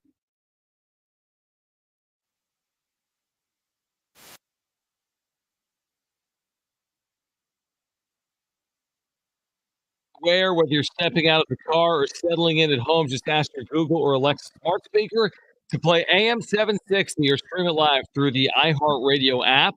It's never been easier to stay connected with your favorite shows like this one. San Diego Sports 760 goes where you go. This hour, Jim, in about 15 minutes, we'll let you know, actually less than that, we'll let you know within 10 minutes how you can win 2 free tickets to see Luke Bryan at the North Island Credit Union Amphitheater on August 8th. I kind of want to win those tickets. Yeah, but I like Luke Bryan. I know that my future wife loves some Luke Bryan. Who's that? Her name is Erin. Oh, that one. Yeah. Yeah. I know Erin. She's nice. Mhm. I like her. Definitely. I want to keep her. So I think I'm thinking we're going to get married. That's a great idea. All right, let's get to it.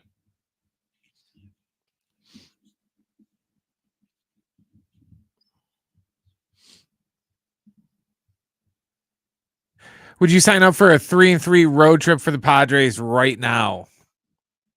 I know I said yesterday I would sign up for a 3-3 road trip. So I'm gonna stick to that. I would sign up for a 3-3 road trip. They're going to Arizona. Don't even tell me where they're going next because I forgot. But the Cubs. Yeah. Who have been very good. But here's the thing, that means you lose a series. Look at you. You're very smart. Yes, you can't go 3-3 and win both series. So, well, you could lose 2 series if you go 2-4. Yeah, you don't want that to happen. So I'll take 3-3. I mean, I think they're capable of doing better than that. I think Arizona is there for the taking with Dylan Cease starting it with their pitching injuries. So I'm thinking you got to get 2 out of 3 against Arizona, and then it would be nice to get 2 out of 3 against the Cubs. But I'll say 3 out of 3. I'm taking 3-3. Here's the thing, though. I feel like they've played better on the road. Not like I feel. They have played better on the road. They won a series in LA and Milwaukee, and they split series in San Francisco and Colorado. So the record here it is: at home with Korea, whatever, 8-12; on the road with Korea, whatever, 8-6. Okay, so better on the road. Yeah, they've been better on the road. 3-3. Sure.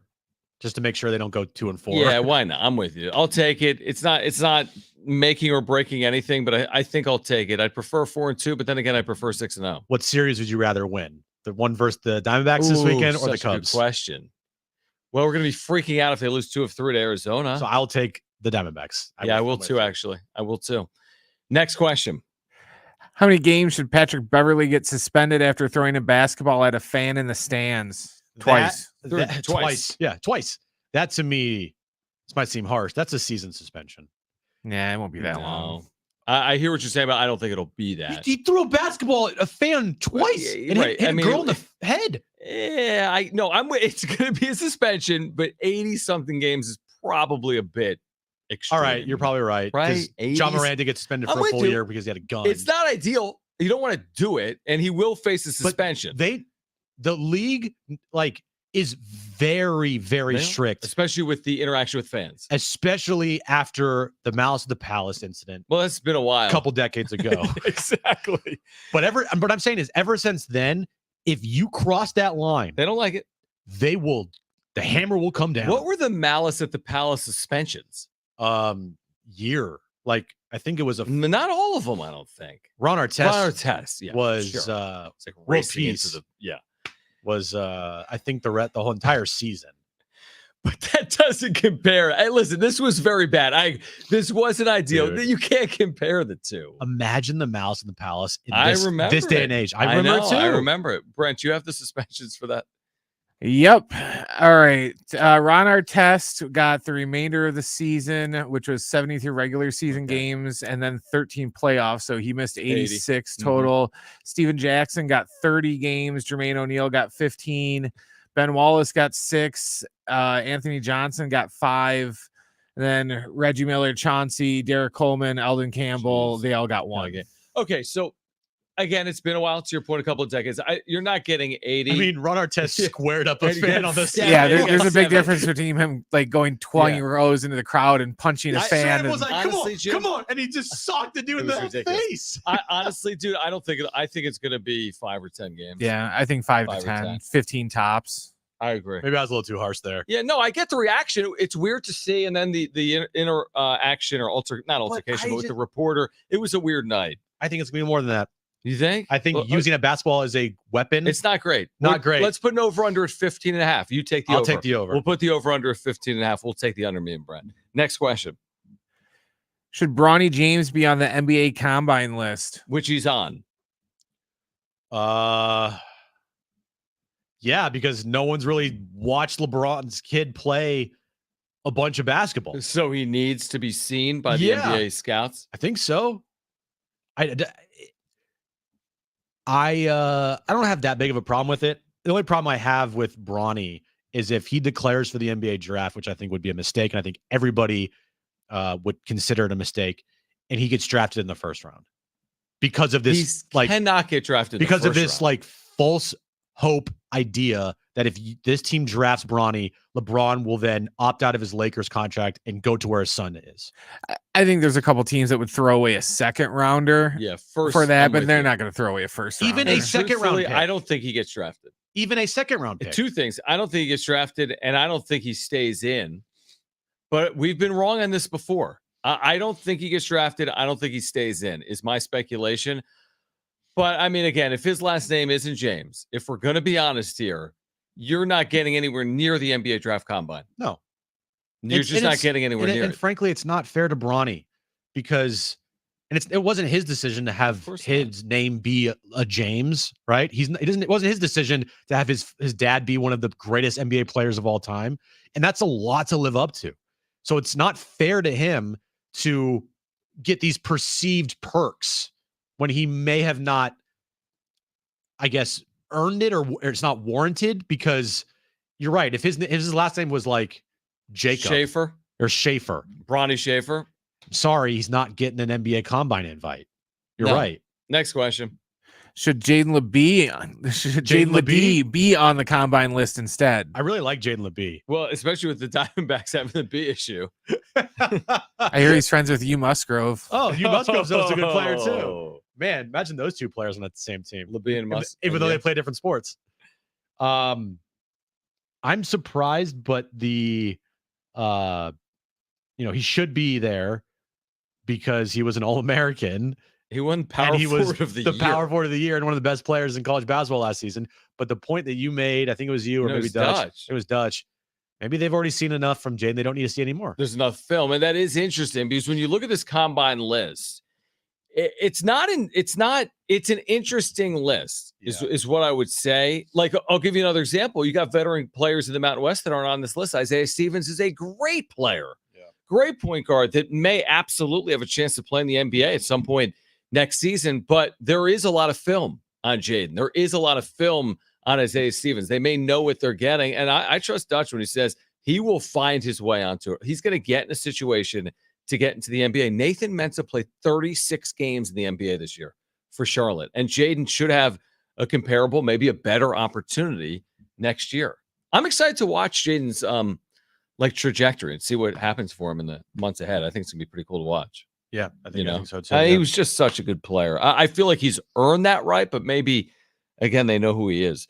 On the other side, your chance to win these Luke Bryan tickets. You need to call right now. First 2 callers will be contestants for trivia.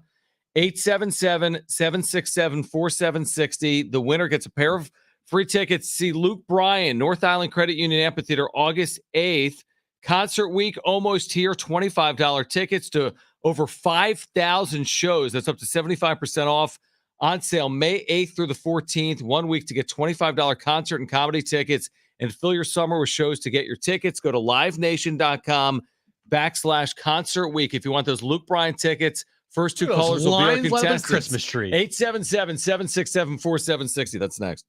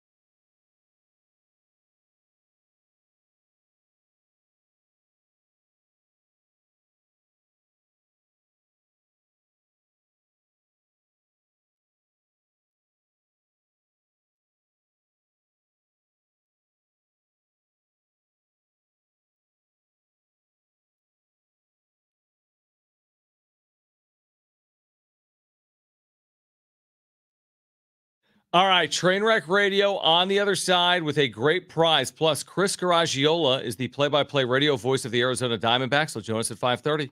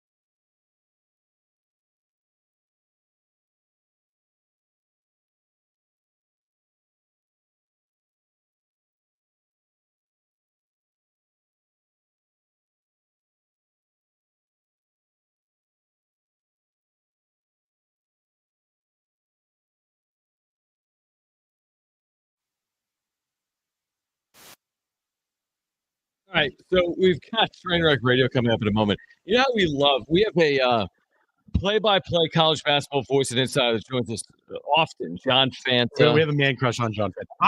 I feel like, John, Yeah. we discovered John Fanta before John Fanta. First of all, you are And you're you so discovered clueless him. that you think that, like I just, I've known John for like 15 years. But we had him on our show before anyone else, yes. before, That's because, like, he just became this. I mean, he's going on PFT.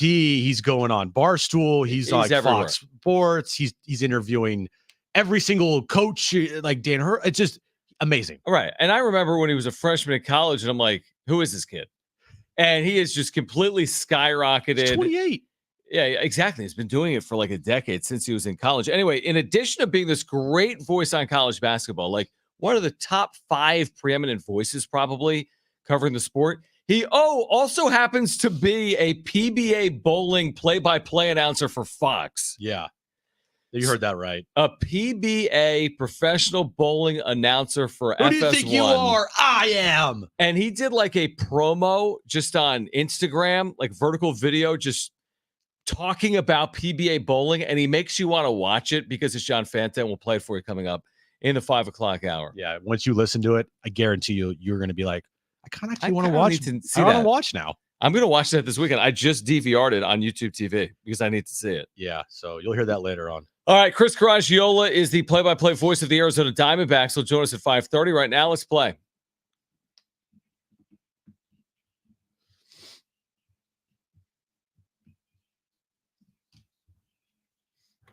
All right, 3 questions, 2 contestants, 1 lifeline. Today's 2 contestants, we have Mark and Dave. Mark, you called in first, so you have your choice of John or Jim. Who do you want to go with? I'll go with John. All right. Okay, so Mark and John. Mark and John. Dave, you get me. Okay, Dave? Fantastic. All right. Brent, what is today's question of the day? All right, guys, we talked about it a little bit earlier. The Lakers fired Darvin Ham today after 2 seasons. In his career, LeBron James has now had 9 head coaches. Today's question, can you name any of those other 8 head coaches that LeBron has had throughout his career? So we're looking for the other 8 coaches that LeBron has had, not named Darvin Ham. Whoa. 9 coaches in his Wow. entire. That's crazy. I should have had Ferris Bueller ready. 9 9 times. times. Okay. Dave, you're up first. What's your first guess? You do have a lifeline if you want to use it. It went to Dave. I'd like to use the lifeline. Oh boy. Already? Okay. Let's go with Mike Brown. You take that. I will take that. On the list. Look at you, Jim. How you doing? Congratulations. Yeah, thank you. Mark, you're up next. What's your first guess? You do have a lifeline if you want to use it. I'll go with Eric Spoelstra. Eric Spoelstra? It's just former coach, not fired. Oh, Yeah, he's the only one that he didn't get fired. Right. that's true. Dave, back to you. Your first Thanks, guess. Riley. Or second guess, excuse me. What do you got? You don't have a lifeline, so it's up to you. Yeah, it was it Tyronn Lue? Wasn't he a former player and then he coached? Tyronn Lue. Tyronn Lue on the Wow. list. Good guess. Mark, back to you. What's your second guess? You do have your lifeline still if you want to use it. I'll go David Blatt. David Blatt, the one-year That's my wonder. one lifeline. Dave, back to you, man. To go 3 for 3, what's your final guess? You don't have a lifeline, so it's up to you. Okay, I'm guessing. Wasn't Luke Walton there in the beginning? Luke Walton? He was there in the Ah. beginning. Good job. Mark, back to you. Right? Yeah, Okay. you got it right. Yeah. Mark, back to you to send this thing to overtime. John is stressing over here if you want to use your lifeline. Or you could guess. It's up to you. What do you got? I will go with Paul Silas. Wow. Paul What Silas. That's Wow. on the list. Yeah, that's amazing. His first ever coach of the NBA. It was Paul Silas. Paul That's Silas. amazing. Wow. Wow. All right. Good job, guys. Now we're going to overtime. Brent, give us the rules and the question. All right, how overtime is going to work is I'm going to ask you a question. When I'm done asking the question, you're going to yell out whoever you had for your partner today. You're going to yell at either John or Jim. Whoever yells out the name of their partner first, you are going to win the game by getting the question right, or you're going to lose the game by getting the question wrong. You guys got it? Yep, good to go. Who leads the Clippers Mavericks series? John. I heard Yeah, John. All right, Mark, what do you got? Mavericks. That is correct. They lead the series 3-2. Game 6 is tonight. Mark, you are going to see Luke Bryan. Yeah, you heard me right. Yeah, Luke yeah. Bryan, Luke North Bryan. Island Credit Union Amphitheater. We'll get you the rest of these names, and then I'll tell you about the prize. Who else is on this list? Vogel? They, What? yeah, Frank Vogel's on the list. Okay. yeah, he's on the list. They pretty much got everyone. Paul Silas is first, then Brendan Malone. He was an interim coach in 2005 before Mike Brown. Mhm. Then Mike Brown, then Eric Spoelstra, David Blatt, Tyronn Lue, who remember was so stressed coaching him that he almost died. Luke Walton, Frank Vogel, and then Darvin Ham. All right. Well, Mark, congratulations. You are going to see Luke Bryan August 8th, North Island Credit Union Amphitheater. Concert week, almost here. $25 tickets, over 5,000 shows. That's up to 75% off. On sale May 8th through the 14th. 1 week to get $25 concert and comedy tickets and fill your summer with shows. To get your tickets, go to livenation.com/concert week. Coming up next, the Padres kicking off a 3-game weekend series in Arizona. We get you ready. Plus, John Fanta will make you want to watch professional bowling this weekend on FS1. You'll hear from him directly. Chris Garagiola, play-by-play voice, the Diamondbacks, joins us at 5:30. Hour 3, John and Jim next.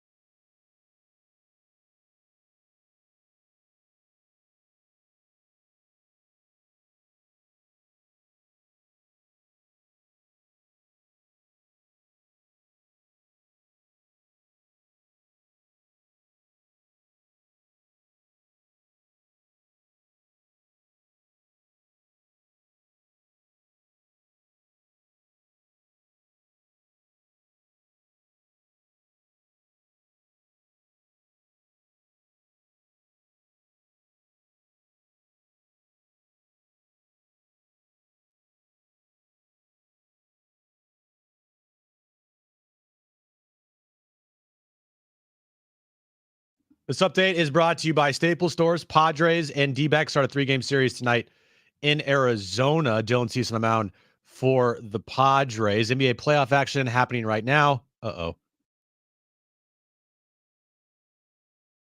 He sneezed. I sneezed. Orlando leads Cleveland 40-36 with 5 minutes left in the first half there. Cleveland leads that series 3-2. And the Lakers fired everybody today. They fired Darvin Ham and his entire coaching staff. Staples can print anything you need to move your business forward, like banners, flyers, signs, and catalogs, some even on the same day. Now at Staples, save $50 on your print purchase of $150 or more. Offer ends 6/1. Visit staples.com/print for details. Staples, your local print and marketing expert. Stop, sneeze, achoo.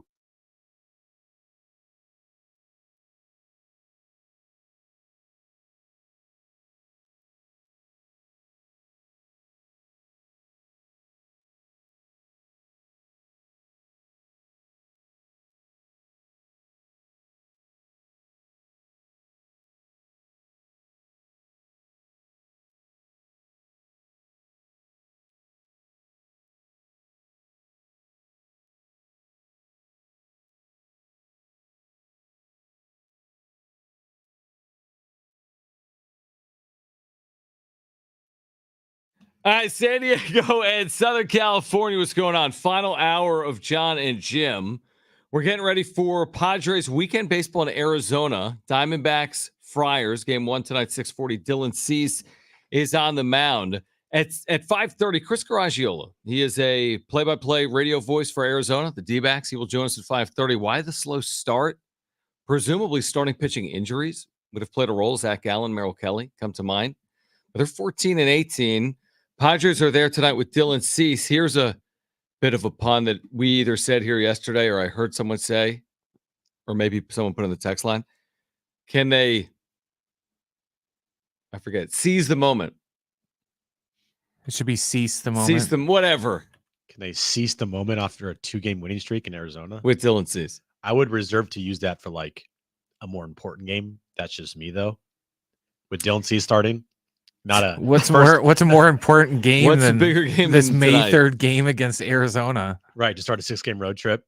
I would maybe reserve that for like a game in August or September with Dylan Cease on the mound, and they're like maybe a game back or a game up. They need to win it when he's pitching for the Philadelphia Phillies. Because what did Ken Rosenthal write today? Yeah, when he's not pitching for the Padres. Exactly. Let's see. So Ken Rosenthal. I mean, these guys are going all in for some reason. Anti-Padre narrative. Yesterday, Jeff Passan, they don't look like a contender. We talked about it. Yeah. And then today, Ken Rosenthal. Let me give you the full write-up. Full skinny, John. Okay, here's what he said. Oh, man, there's a lot that he said here. But he basically says the Padres are operating with perhaps the thinnest margin for error. Okay? Got these big investments. Maybe that makes them more likely to buy, right? A Rise or Winker. I'm paraphrasing, by the way. But then he says, but payroll was a concern all offseason, and they could move Dylan Cease when he's still eligible for 2 pennant races and possibly get back as much as they traded for him. What are the Padres doing if they do trade Dylan Cease? Now, I get it. I get it. If you're 11 games under 500 and you're 9 games out, okay, I'm sure people will be talking about everything. But what today, with a team a game out of a playoff spot, I know it's early, leads you to believe they can consider trading Dylan Cease? If they are 10 games under 500 at the trade deadline. I know, but why are people writing about it as such? I mean, do they scream they're going to be 10 games under 500? 15 games under? 10 games out? Here's why it's being written about. It's because Ken Rosenthal is talking to agents around baseball. And these agents around baseball see the Padres are 2 games under 500. They just had a 5-game losing streak. They've invested a lot in this season. They don't believe in the Padres because what gives them any like evidence that AJ Preller builds cohesive, good rosters? Not much, right? The team with AJ Preller as a general manager has been a massive disappointment. So with that in mind, of course, agents are going to be telling Ken Rosenthal, yeah, the Padres, they're just not it this year. They lost Juan Soto. They lost the Cy Young Award winner. Okay, so now we're saying, because we said this yesterday about the NBA writers, the shams. Yeah. that they're mouthpieces for agents. We're now going to say Jeff Passan, ESPN, what he wrote yesterday, and then Ken Rosenthal, what he writes today. This is coming from agents on May 3rd. I think that Jeff Passan is better than Shams and Woj as far as like their Credibility? own, well, not only credibility, but just like their own like thoughts. Like a lot of the thoughts from Woj and Shams are just a bunch of regurgitation from what they hear from agents. It's not their own actual opinions. I think Jeff does give actually his own opinion on things, but I do also think that is maybe swayed by things that he hears from agents and other teams. Okay, so like it was Rosenthal today that says they could move Cease when he's still eligible for 2 pennant races. Why are we talking about Dylan Cease? That's being what moved? I'm saying. Like, it's so stupid right now. That's exactly what I'm saying. Now, this is fair. The unknown, whether the interim ownership will be as committed to winning as the late Peter Seidler. That's interesting. And whether it will stay committed to general manager AJ Preller. We all That's agree there. I mean, if Peter Seidler's the best owner in the history of the city, let's just start there, then there's a good chance the interim ownership group isn't as good as him because he was the best. He was the most and is the most beloved owner. Okay, so let's just say there. So then history. I'll answer the question. It's going to be hard to maintain that level because he was very good. Yeah. And then we don't know whether or not they'll stay committed to general manager AJ Preller. No, we do know because that's what Eric Katsenda said. He said that we're all accountable. So we know this. If they make the postseason, of course they're not going to change their GM. That doesn't make any sense. Yeah. But if they don't make the postseason, I'd be more surprised if he remained. Yeah. You know, I just thought of it's kind of interesting. You know, this whole year is like a do it for Peter Seidler type of year. Mm-hmm. Oh no. And you're going to sneeze? So Jim at 245. I had a good point. No, we'll keep the Stop, point for a sneeze. second. Achoo. Jim at 245 comes into the office and looks like he's going to die, which means it's one of those days where he looks like he walked out of a Claritin commercial. Right, and then his nose is all puffy and red. And then I'm like, did you take any medicine? He's like, no. I'm like, well, that alone is dumb. It hit me when I got to work. Like I was fine. So who are you going to blame on that? I blame you. Me? You're Yes. allergic to us? I blame Okay. you. But then you took Claritin, and for like an hour, you were doing well. And then I said off air to You Jim, jinxed it. I go, dude, that allergy medicine really works. Like, dude, I'm going to kill you. And since Sneeze. then, Achoo. you've been the AI, Jim, sneezing and not chewing. Okay. What were you saying? What I was saying is, you know how this whole year is based around do it for Peter. Yeah. And the PS heart on their chest. It will stay up at the ballpark forever. I feel like I don't think that's ever coming down. Okay. But like I just had a weird thought of, you know, hearing that like the new ownership group might not be as willing to spend like Peter Seidler. Mm-hmm. What if it does take, and I hope it doesn't, what if it takes another 25 years for the Padres to win the World Series? Okay. I mean, is everybody going to sit? Do you want to have the 25-year conversation? No. Is everybody going to be sitting there like, we did it for Peter? Hold on. Tune in May 3rd, 2049. There's your push notification, for Mary. A full reaction. I just had a weird I just had a weird thought of like, so hold on. Because right now it's a lot about How old for am I? Peter and everything. And the new ownership group is going to be judged directly to what Peter did. But like, what if it takes another 25 years? It's been 50 plus, Jim. It's been I know. 60. They haven't won anything. But let's just fast forward. Like, man, that was the best owner ever until the owner that actually wins it. I'm 68. You're 60 in 25 years. Yes, we're not doing the show. We're absolutely doing the show. We're sitting there. We have the same audio issues on our YouTube stream. We're in the same. Studio and Fletcher are still drinking every Friday morning. Right. They're on the floor, wasted, passed out. Their livers are the size of a raisin. Right. So I'm just trying to envision what would it look like if we're having this conversation in 25 years. Why did you just go there? Like, I don't know. I don't know. That's like saying, listen, the Yankees haven't won a World Series in 15. I think you meant So anything's possible. You said the ownership board, and I immediately went to like, they better do it here quickly to make sure they can all say we did it for Peter, not wait for another like 30 years. No, to your point. Let's say the first title does come 2 decades from now. Well, of course, I don't think at that point they're going to say that we did it for Peter, I guess, unless it's still in the family. Because remember, he had expressed an interest in keeping it in the family for generations. I do think they'll say that if it stays in the family. I do think they'll say that. But if it doesn't stay in the family, I don't know if people will say that. I just Decades went to a weird place. You really did. I'm sorry. The sneezing is affecting my brain. Even when you don't sneeze, though, your brain seems to be impacted. I set you up for that one. Brent, hit that one out of the park, baby. Cut it open, but then put it in a folder for 2049. So just you don't have to open it. You can do the open now, but just save it for 25 years. Put it in the system and do the end date for 2049. May 4th. May 4th, 2049. So we'll do it on May 3rd and then watch May 3rd. It'll be like a weekend. Right. It'll cut it off. Who knows if we'll be around in May? And like, Steven will be a lot. I have a really good feeling the Earth will be around. Yeah, one of your back page things might have killed us by then. True, The Earth might be here. I don't know about us. Very weird. Chris Garagiola will join us coming up at 5:40. Radio voice for the Arizona Diamondbacks. If you want to weigh in on Jim's 25-year idea, which made no sense, 877 It wasn't an idea. It was just a thought. If you want to weigh in on Jim's thoughts, 877-767-4760. I don't think Dave is calling to react to that, but maybe he is. Maybe. And he's back on with Jon and Jim. Yeah, Jimmy, man, dude, I'm going to be 91. You think 91. Things to worry about. I'll be damn 91 if I make it that. You're killing me. And look, you got to do a time capsule, okay? Yes. So the first thing that goes into the time capsule, we do the famous Jim Russell meltdown with Amelia Pagan. Put We put that in the time capsule. That was where it all started. Yeah. Yeah. All right, we'll put Pagan audio in the time capsule. Right. Like Emilio Pagan. Now, Dave, so- so you're a lifer here with this team, correct? Yeah, I mean, I grew up here since, 69. I was, 11, 12 years old, something like that. So- I saw Willie Mays. Would you Just, take the a over home or run the out of under on Jack Jim's Murphy. 25-year hypothetical? I mean, if you've seen it since 69, I mean, of course it's always possible. It's sport. You never know when you're going to run into one of those years, but like, do you feel like it's happening sooner rather than later or not? Man, we went to Well, look, here's a true story.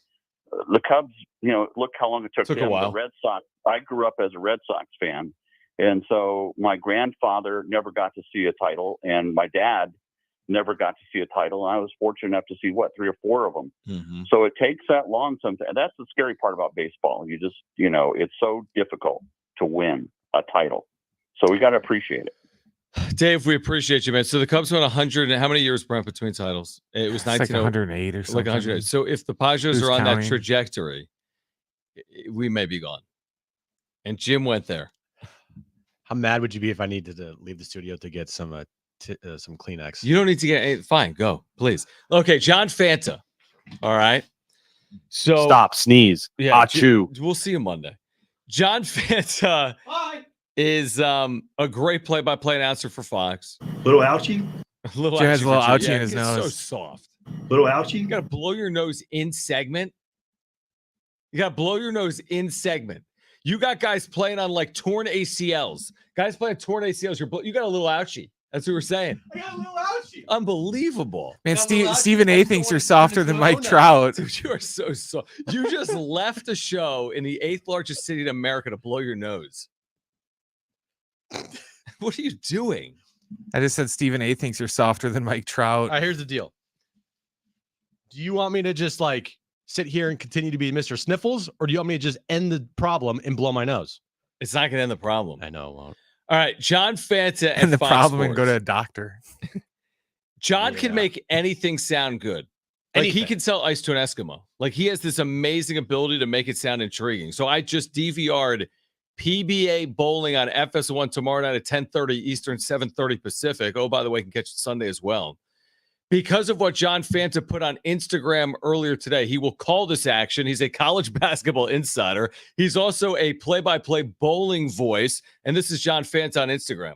The PBA playoffs get underway this weekend in the state of Washington. I'm at the historic Pike Place. And if you drive about an hour from this legendary spot, you'll land in Arlington at Angel of the Winds, which is where we rev up the PBA postseason here this weekend. 16 players vying for the top prize. We'll get it down to 12 on Saturday and Sunday of this weekend, and then into a round of 8. We've got a step ladder to start for you Saturday 10:30 Eastern time on FS1. We've got A.J. Johnson. We've got Andrew Anderson. We've got Graham Fa, Packy Hanrahan, and the American Dream, Tom Smallwood, vying for the right to play Jason Belmonte on Sunday, noon Eastern time on FS1, when we have the round of 12 coverage for you. Folks, the top seeds in the playoffs who are through to the round of 8, E.J. Tackett, Marshall Kent, who's having an outstanding career season, Anthony Simonson, and the real deal, Bill O'Neill. PBA playoffs time for the legendary tossing. Pike Place is rocking, and we'll be with you at Angel of the Winds this weekend. FS1, 10:30 Saturday night, noon on Sunday. He did that without a script. He's at Pike Place in Seattle. I don't know about you, John, or I don't know about anybody out there, but if you are not fired up to watch some PBA bowling action, I'm watching this weekend. After hearing the great John Fanta, the American Dream, Tom Smallwood. Real deal, Danny O'Neill. I thought he was going to say the American Dream, Cody Rhodes, but instead, I guess Tom Smallwood's also the American Dream. Wow. American Dream. But what do you think about the real deal? I don't know if it was Danny O'Neill who's an Aztec quarterback or if it was Bill O'Neill. Maybe it was Bill O'Neill. Dude, that's incredible. He was just naming off dudes left and right. I don't know. Is that in one take? Honestly, with John, I think it is. I know zero about bowling. And honestly, he could have made up every single name there. And I'd have been like, yeah, okay, I'm in. I'm in. I'm seriously in. I mean, what a talent he is. 10:30. Well, actually, 7:30 Pacific, Saturday night. FS1, PBA playoffs. Can you believe it's already that time of year, PBA playoffs? I didn't even realize it. It's that part of the schedule. You're getting NBA postseason, NHL postseason, Major League Baseball regular season, and PBA playoffs all combined into one weekend. You know, usually at this time of the year with our show, we're not pressed to find things to talk about. But if someone's tuning in right now thinking to themselves, wait, you guys have nothing else to talk about, so you're talking about bowling? Yeah, we're talking about bowling. It's fairly accurate. It is accurate. Yeah, here's the thing. We've had Brian Dutcher on the show today. Yes. Talking about the portal, what's to come. We had Kevin Acee on the show earlier today. Not talking about the portal, but talking about the Padres. We have Chris Garagiola, play-by-play voice for the Diamondbacks. He'll join us in about 10 or 12 minutes coming up at 5:30. We do have Padres Diamondbacks game 1 coming up at 6:40. But the one thing we didn't do was hear from Patrick Beverly postgame after the incident that Jim said would cost him like 250 games or 80 games. not 250. Full season. And it was a bizarre scene for Patrick Beverly throwing basketballs at fans multiple times last night and then interacting in this manner post-game with a female reporter. Take a listen. Here. I'm sorry. Yeah. Before I finish. Yeah. You subscribe to my pod? Do I subscribe to? I do not. So you can't interview me then. No disrespect. Well, Jamal is here. You subscribe? Okay, cool. Yeah. That's cool. Again, there were a couple times within a bucket or two. In previous games, y'all have been able to kind of get over that hump, or maybe. Was it anything they did in particular, or was it just one of those where the bucket didn't go down, there wasn't the stop, they made one? What kind of prevented that you all from being able to get over, kind of like you have in the past? You move that mic, please, or just get out the circle, please, for me, please, ma'am. If you're not subscribed to my pod, I appreciate that. Thank you. Wow. Now, he did apologize today. He called her and offered his apology. She then went to social media and said apology accepted. She's a long-time producer at ESPN, just getting audio for ESPN. She's got a 30-plus year career in media. And they're a rights holder to the NBA. It's an awful look. Awful look. I don't even care any of the circumstances. Yeah. It's a terrible This is the easiest pile on of the last how many days in sport. I mean, this is such an easy pile on. It's a universal. Nobody feels any you're way. A moron type of situation. Now, the only thing I would give him credit for is he called and apologized. Now, did he have to do it? Maybe he had to do it. Did he recognize he made mistake after mistake? He made so many mistakes last night. And by the way, sometimes I do. If you are a player, it's almost fascinating to me, Jim, or remarkable to me that there isn't more player-fan incidents. I mean, the proximity of fans to players is so close. Fans can truly, really say whatever. There have been so many incidents really from pandemic on. We've talked about it over the years that I do understand that can be a non-ideal situation. I bet it is. I bet it can be an absolute nightmare to be on a bench and guys are cursing and screaming at you all night long. But as we know, you just can't go there. It happens the most, I feel like, in the NBA. They're right on because you. the fans are so close. NFL, you're not distance. There's no dugout like baseball. Yeah. NHL, you have no time to helmets on. Yeah, glass there.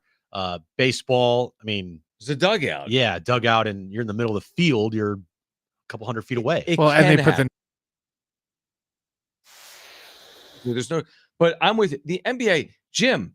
They've taken away broadcast seats to put fans next to the bench, as we all know. I mean, there's a fan next to Darvin Ham. Or there's a fan next to head coach. That's amazing. I could be as close to LeBron as I am to you right now. Exactly. In fact, oftentimes the fan is closer to the head coach than some of the players are because they're 3, 4, 5, 6 seats down. Yeah. And if I'm sitting next to LeBron and I say like F LeBron and whatever, it's like you can hear me. Probably not going to get ejected. Maybe you can. I know you can. And I know people do. That's what happened. Was it like 2 months ago? I think it was KD was walking by and this married couple, one of them called him a bitch or something like that. And then he turned around. He's like, what are you doing? He's like, you want to come on my podcast? Did he? That's what the fans said. That's what the fan did. He's like, oh, you want to go? He's like, no. We're getting in this weird space, especially with Beverly there post game, where it's almost the crazy thing is, Jim, this is the dumbest part about it. I'm not saying it's a financial win for him to throw basketball at fans and miss games. You know how many people probably subscribe to his podcast today, as dumb as that sounds? To listen to, a zillion. Yeah. It never would have ever had any interest like this. And it's almost like you do these ridiculous things and you almost are rewarded for it. Right. And that's stupid. Because whenever he comes out with his next podcast, it will Everyone's probably gonna shoot up the listen. iTunes chart. Now, Nick Wright, who he eviscerated him. I don't everyone eviscerated I him know. today. I don't not like Nick Wright. I actually like Nick Wright a lot as far as like his his work ethic and his takes go. I just don't agree with his takes, and I think some of his takes are like for show. Okay. Right. But what Nick Wright said today, and I'll just read this quote, pretty much buried Patrick Beverly as far under the ground as you possibly can bury somebody. Okay, from a media perspective. From a media perspective. He said, you've become a delusional, cheap shot artist, misogynistic clown, promoting your podcast at the expense of your career. If this was your last moment in the league, good riddance. Yeah. Drop the mic. Yeah, it is. You're over. You're done. You know, and it's a guy that thinks he's a superstar, but he's like the last guy on the bench, right? Like, bro, you have, first off, don't act like you're this like what you're something you're not. And by the way, he's a specialist. But that's even going back a number of and years. by the way, as a horrible look as it was in the locker room last night with the reporter from ESPN and, you know, listen to my podcast. If you don't listen to my podcast, you can't interview me.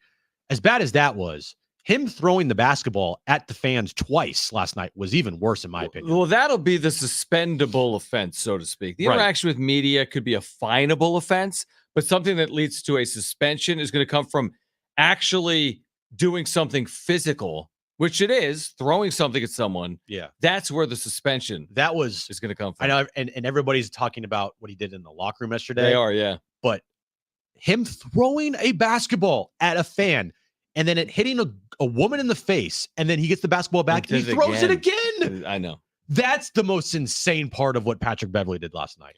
Chris Garagiola, play-by-play voice of the Diamondbacks, will get us ready for tonight. Padres and Diamondbacks at 6:40. He joins us next.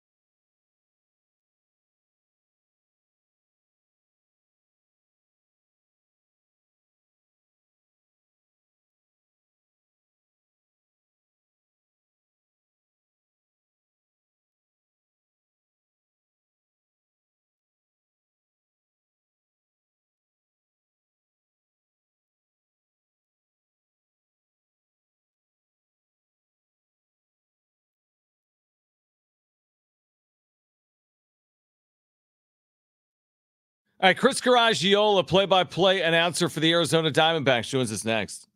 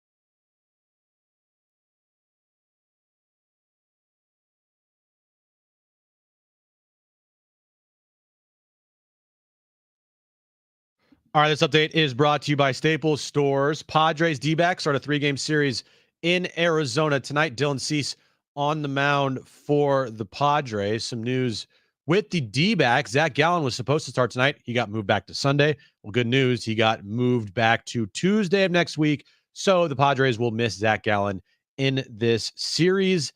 And NBA news of the day, the Lakers, coming off of their loss to the Denver Nuggets that ended their season, fired their entire coaching staff, including Darvin Ham. Staples can print. All right, Jim is sneezing. I'm done. Staples can print anything you need to move your business forward, like banners, flyers, signs, and catalogs, some even on the same day. Now at Staples, save $50 on your print purchase of $150 or more. Offer ends 6/1. Staples, your local print and marketing expert.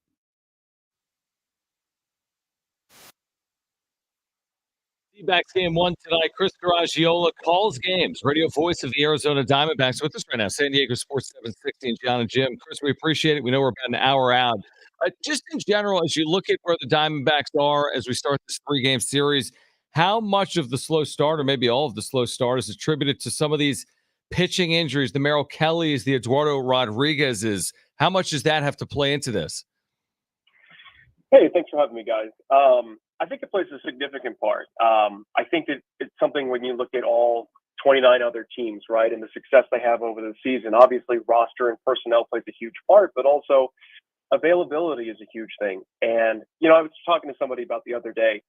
The next man up is a great sort of tagline that coaches have to use, but the reality is starters are starters for a real reason in any sport that you play. And the longer you're without your starters and you're putting in replacement players, the harder it is it's going to be able to win over a longer period of time. So I think the Diamondbacks right now, I know that there are websites that say their record should be one thing and maybe they should have a couple more wins, coulda, woulda, shouldas, who really cares about those? But they need to try and stabilize things right now.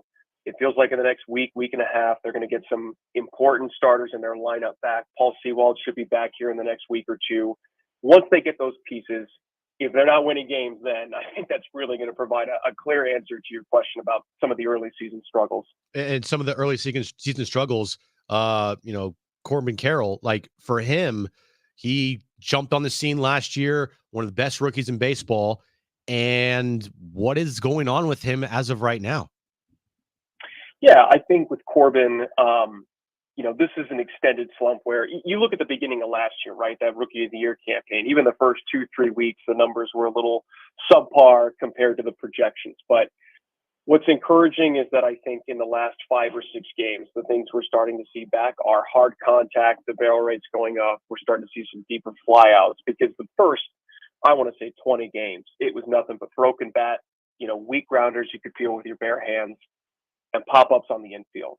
And look, this is a young player who has heard a lot over the last year and a half. Top prospect, franchise player, game changer, superstar. And I think those players, when they don't have immediate success, it weighs on them a little bit. And the way that Corbin deals with that is he's always been, putting a ton of hours in the batting cage or, looking at tape. And he started putting in more hours. And I almost think you need to take a step back and just relax a little bit, let the game come to him. And we're starting to see him start to swing his way out of a slump over the last 3-4 games. Chris Garagiola with us right now. Again, Diamondbacks radio play-by-play voice, Padres D-backs tonight at 6:40. So as you know, the story surrounding the B stoppage or the B delay was like a national phenomenon, obviously, but it actually had a real impact, right, on the D-backs because it impacted their starting rotation. So what transpired and how has it impacted what the Diamondbacks are doing this weekend with the rotation?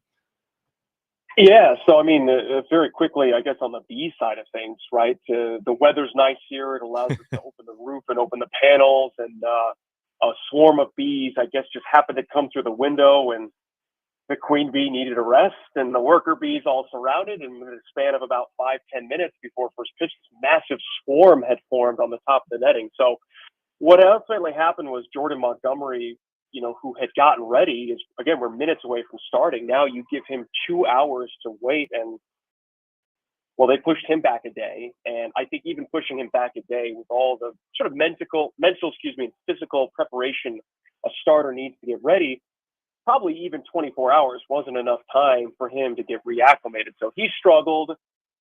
The coaching staff saw an opportunity to give Zach Gallen a little more time after feeling a cramp in his hamstring with the Mariners.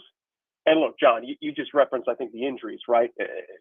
With all of them stacking up and seeing your ace pitcher have to pull himself out of the game, they were desperate to try and give him a little more time. They thought, okay, we'll have everyone else on 5 days. We'll have Zach even more rest.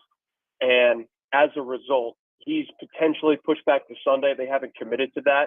He's healthy. He's fine. We've all been assured that had there not been any bees, he would have pitched that finale. But one of the wilder things I've certainly seen, I know we've had bee swarms before, but my gosh, the marketing campaign afterwards has really taken on a life of its own. Yeah, the beekeeper has his own Topps card now, so he's become a local 16,000. legend. 16,000 cards were sold. Can you believe that? Wow. 16,000 beekeeper cards. That's amazing. That's unbelievable. And he threw out the first pitch, too. Like, he wasn't scheduled to throw out the first pitch. Then he just all of a sudden throw the first pitch a couple hours later.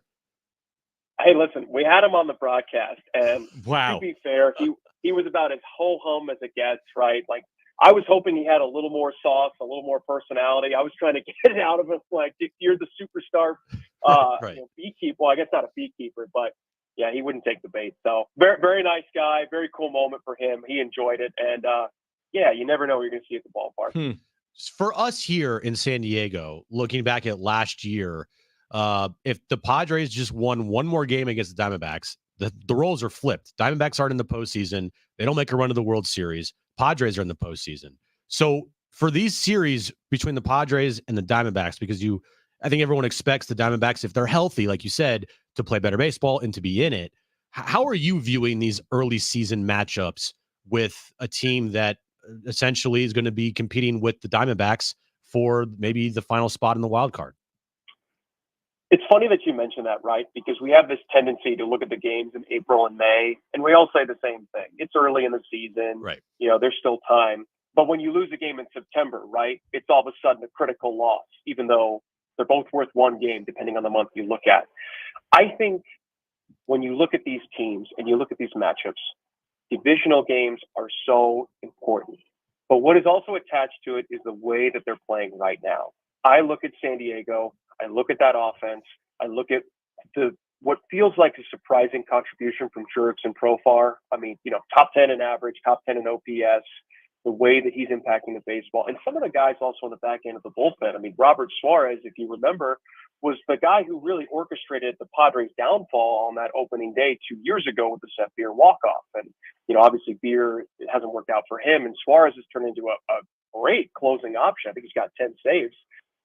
So for San Diego, it just feels like you want to win and you want the offense to continue to be the offense, but you want the pitching to be a little stronger. And I think for the Diamondbacks, they're looking for consistency because the first month has felt like my golf game where two things are working and then the third thing is terribly wrong. We've all been there. Early in the year, the offense was there. You're getting good starting pitching. The defense, killer mistakes late. You lose the game. All right, you get good starting pitching. Your defense is strong, but now your bullpen gives it up and you give up a walk-off home run. So for the Diamondbacks, make the routine plays, win by getting good starting pitching, get off to an early lead, and don't chase the game. If they do those things, I think the Diamondbacks will win. With the Padres, like I said, I think if you're getting the contributions from Fernando Tatis, the way that some of these guys steal the bases, Ha-Seong Kim, I know he's kind of struggling offensively, but the way he runs the bases and impacts the game with the running game, like if the Padres do that, they're going to be a hard team to beat. Chris, we're looking forward to the series this weekend. Dylan Cease starting it tonight for the Padres. Game 1 of 3 in the desert. Have a good goal tonight, and hopefully we can catch up at some point later on this summer. But thanks for hopping on here in San Diego. All right, guys. All the best. Thanks for having me. All right, great stuff. And by the way, I saw someone say in our YouTube stream, and that's why actually on the way out I just said, Chris, thanks for doing it. So you don't know how to pronounce his last name? I'm not entirely sure. I thought it was Garagiola. But Murray says Garagiola, John. He's Joe Garagiola's grandson. But I thought Joe Garagiola is Joe Garagiola. Am I saying that wrong? Well, I guess he's never come on our show again. He's been on before, and I've said it the same way. Also, better you than trying to pronounce his last name than me. So Murray says Garagiola. What am I messing up, Murray? That's why I can never even comprehend being a play-by-play announcer because I just can't pronounce names on the fly. Like they have to be easy for me. So well, you could do here's my suggestion for you, Jim. You could research it. You could prepare. Oh, okay. And even you could ask. You could like go to the head coach and be like, "How do you say the starting point guard's name?" Yeah, and even if I do, they're still like seeing it on paper. It's tough for me, man. So credit to you. So for what messing up his name? For messing up his name, exactly. I'm usually pretty good. So Garagiola. This is what play-by-play announcers. I'm gonna honestly at the break. I'm gonna go to YouTube, and now I probably feel pretty bad. How stressed are you for that Hawaii game this year? That's a really good point. That's a really good point. To find or don't even say that because you're right. That's a very good. You should see the pronunciation guide. Oh, I mean, it's like 100 guys. Yeah, and they're all this. Oh my gosh! All right. Well, thank you, Chris, for hopping on Jim's back page. I think that's how you say it. Jim. That's next.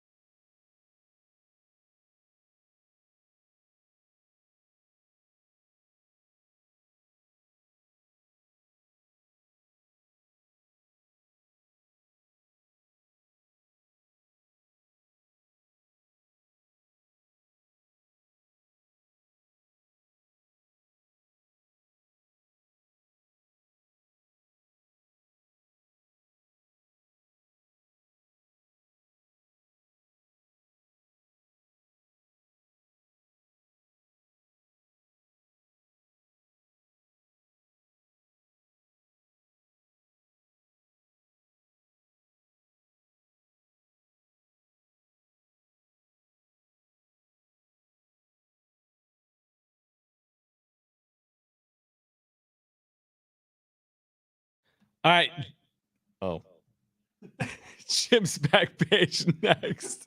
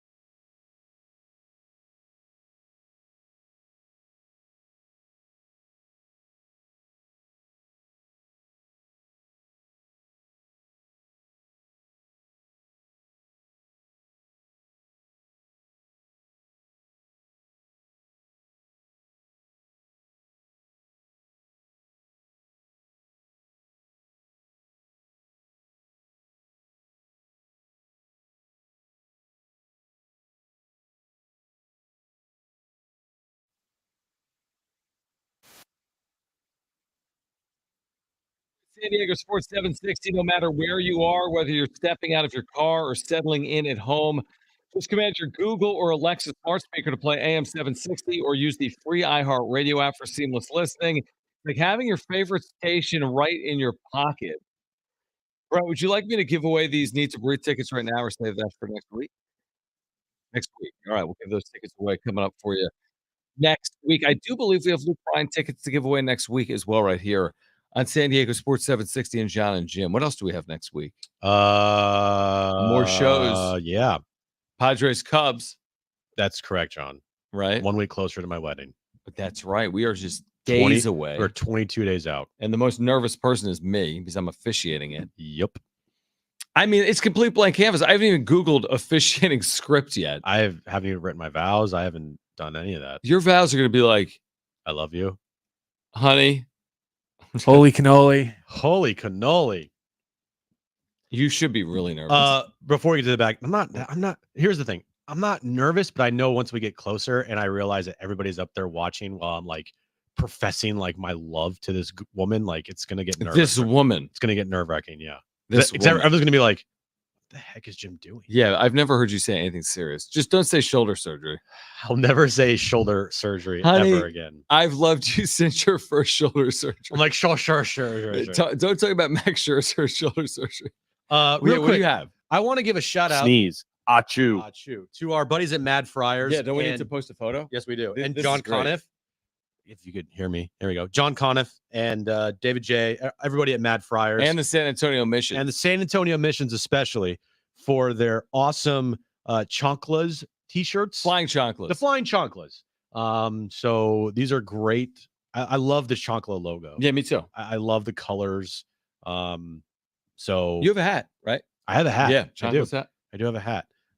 So thanks guys for sending Thank over you. some gear. We appreciate We'll send you. out a social media picture here in a bit, but Brent, let's get to it.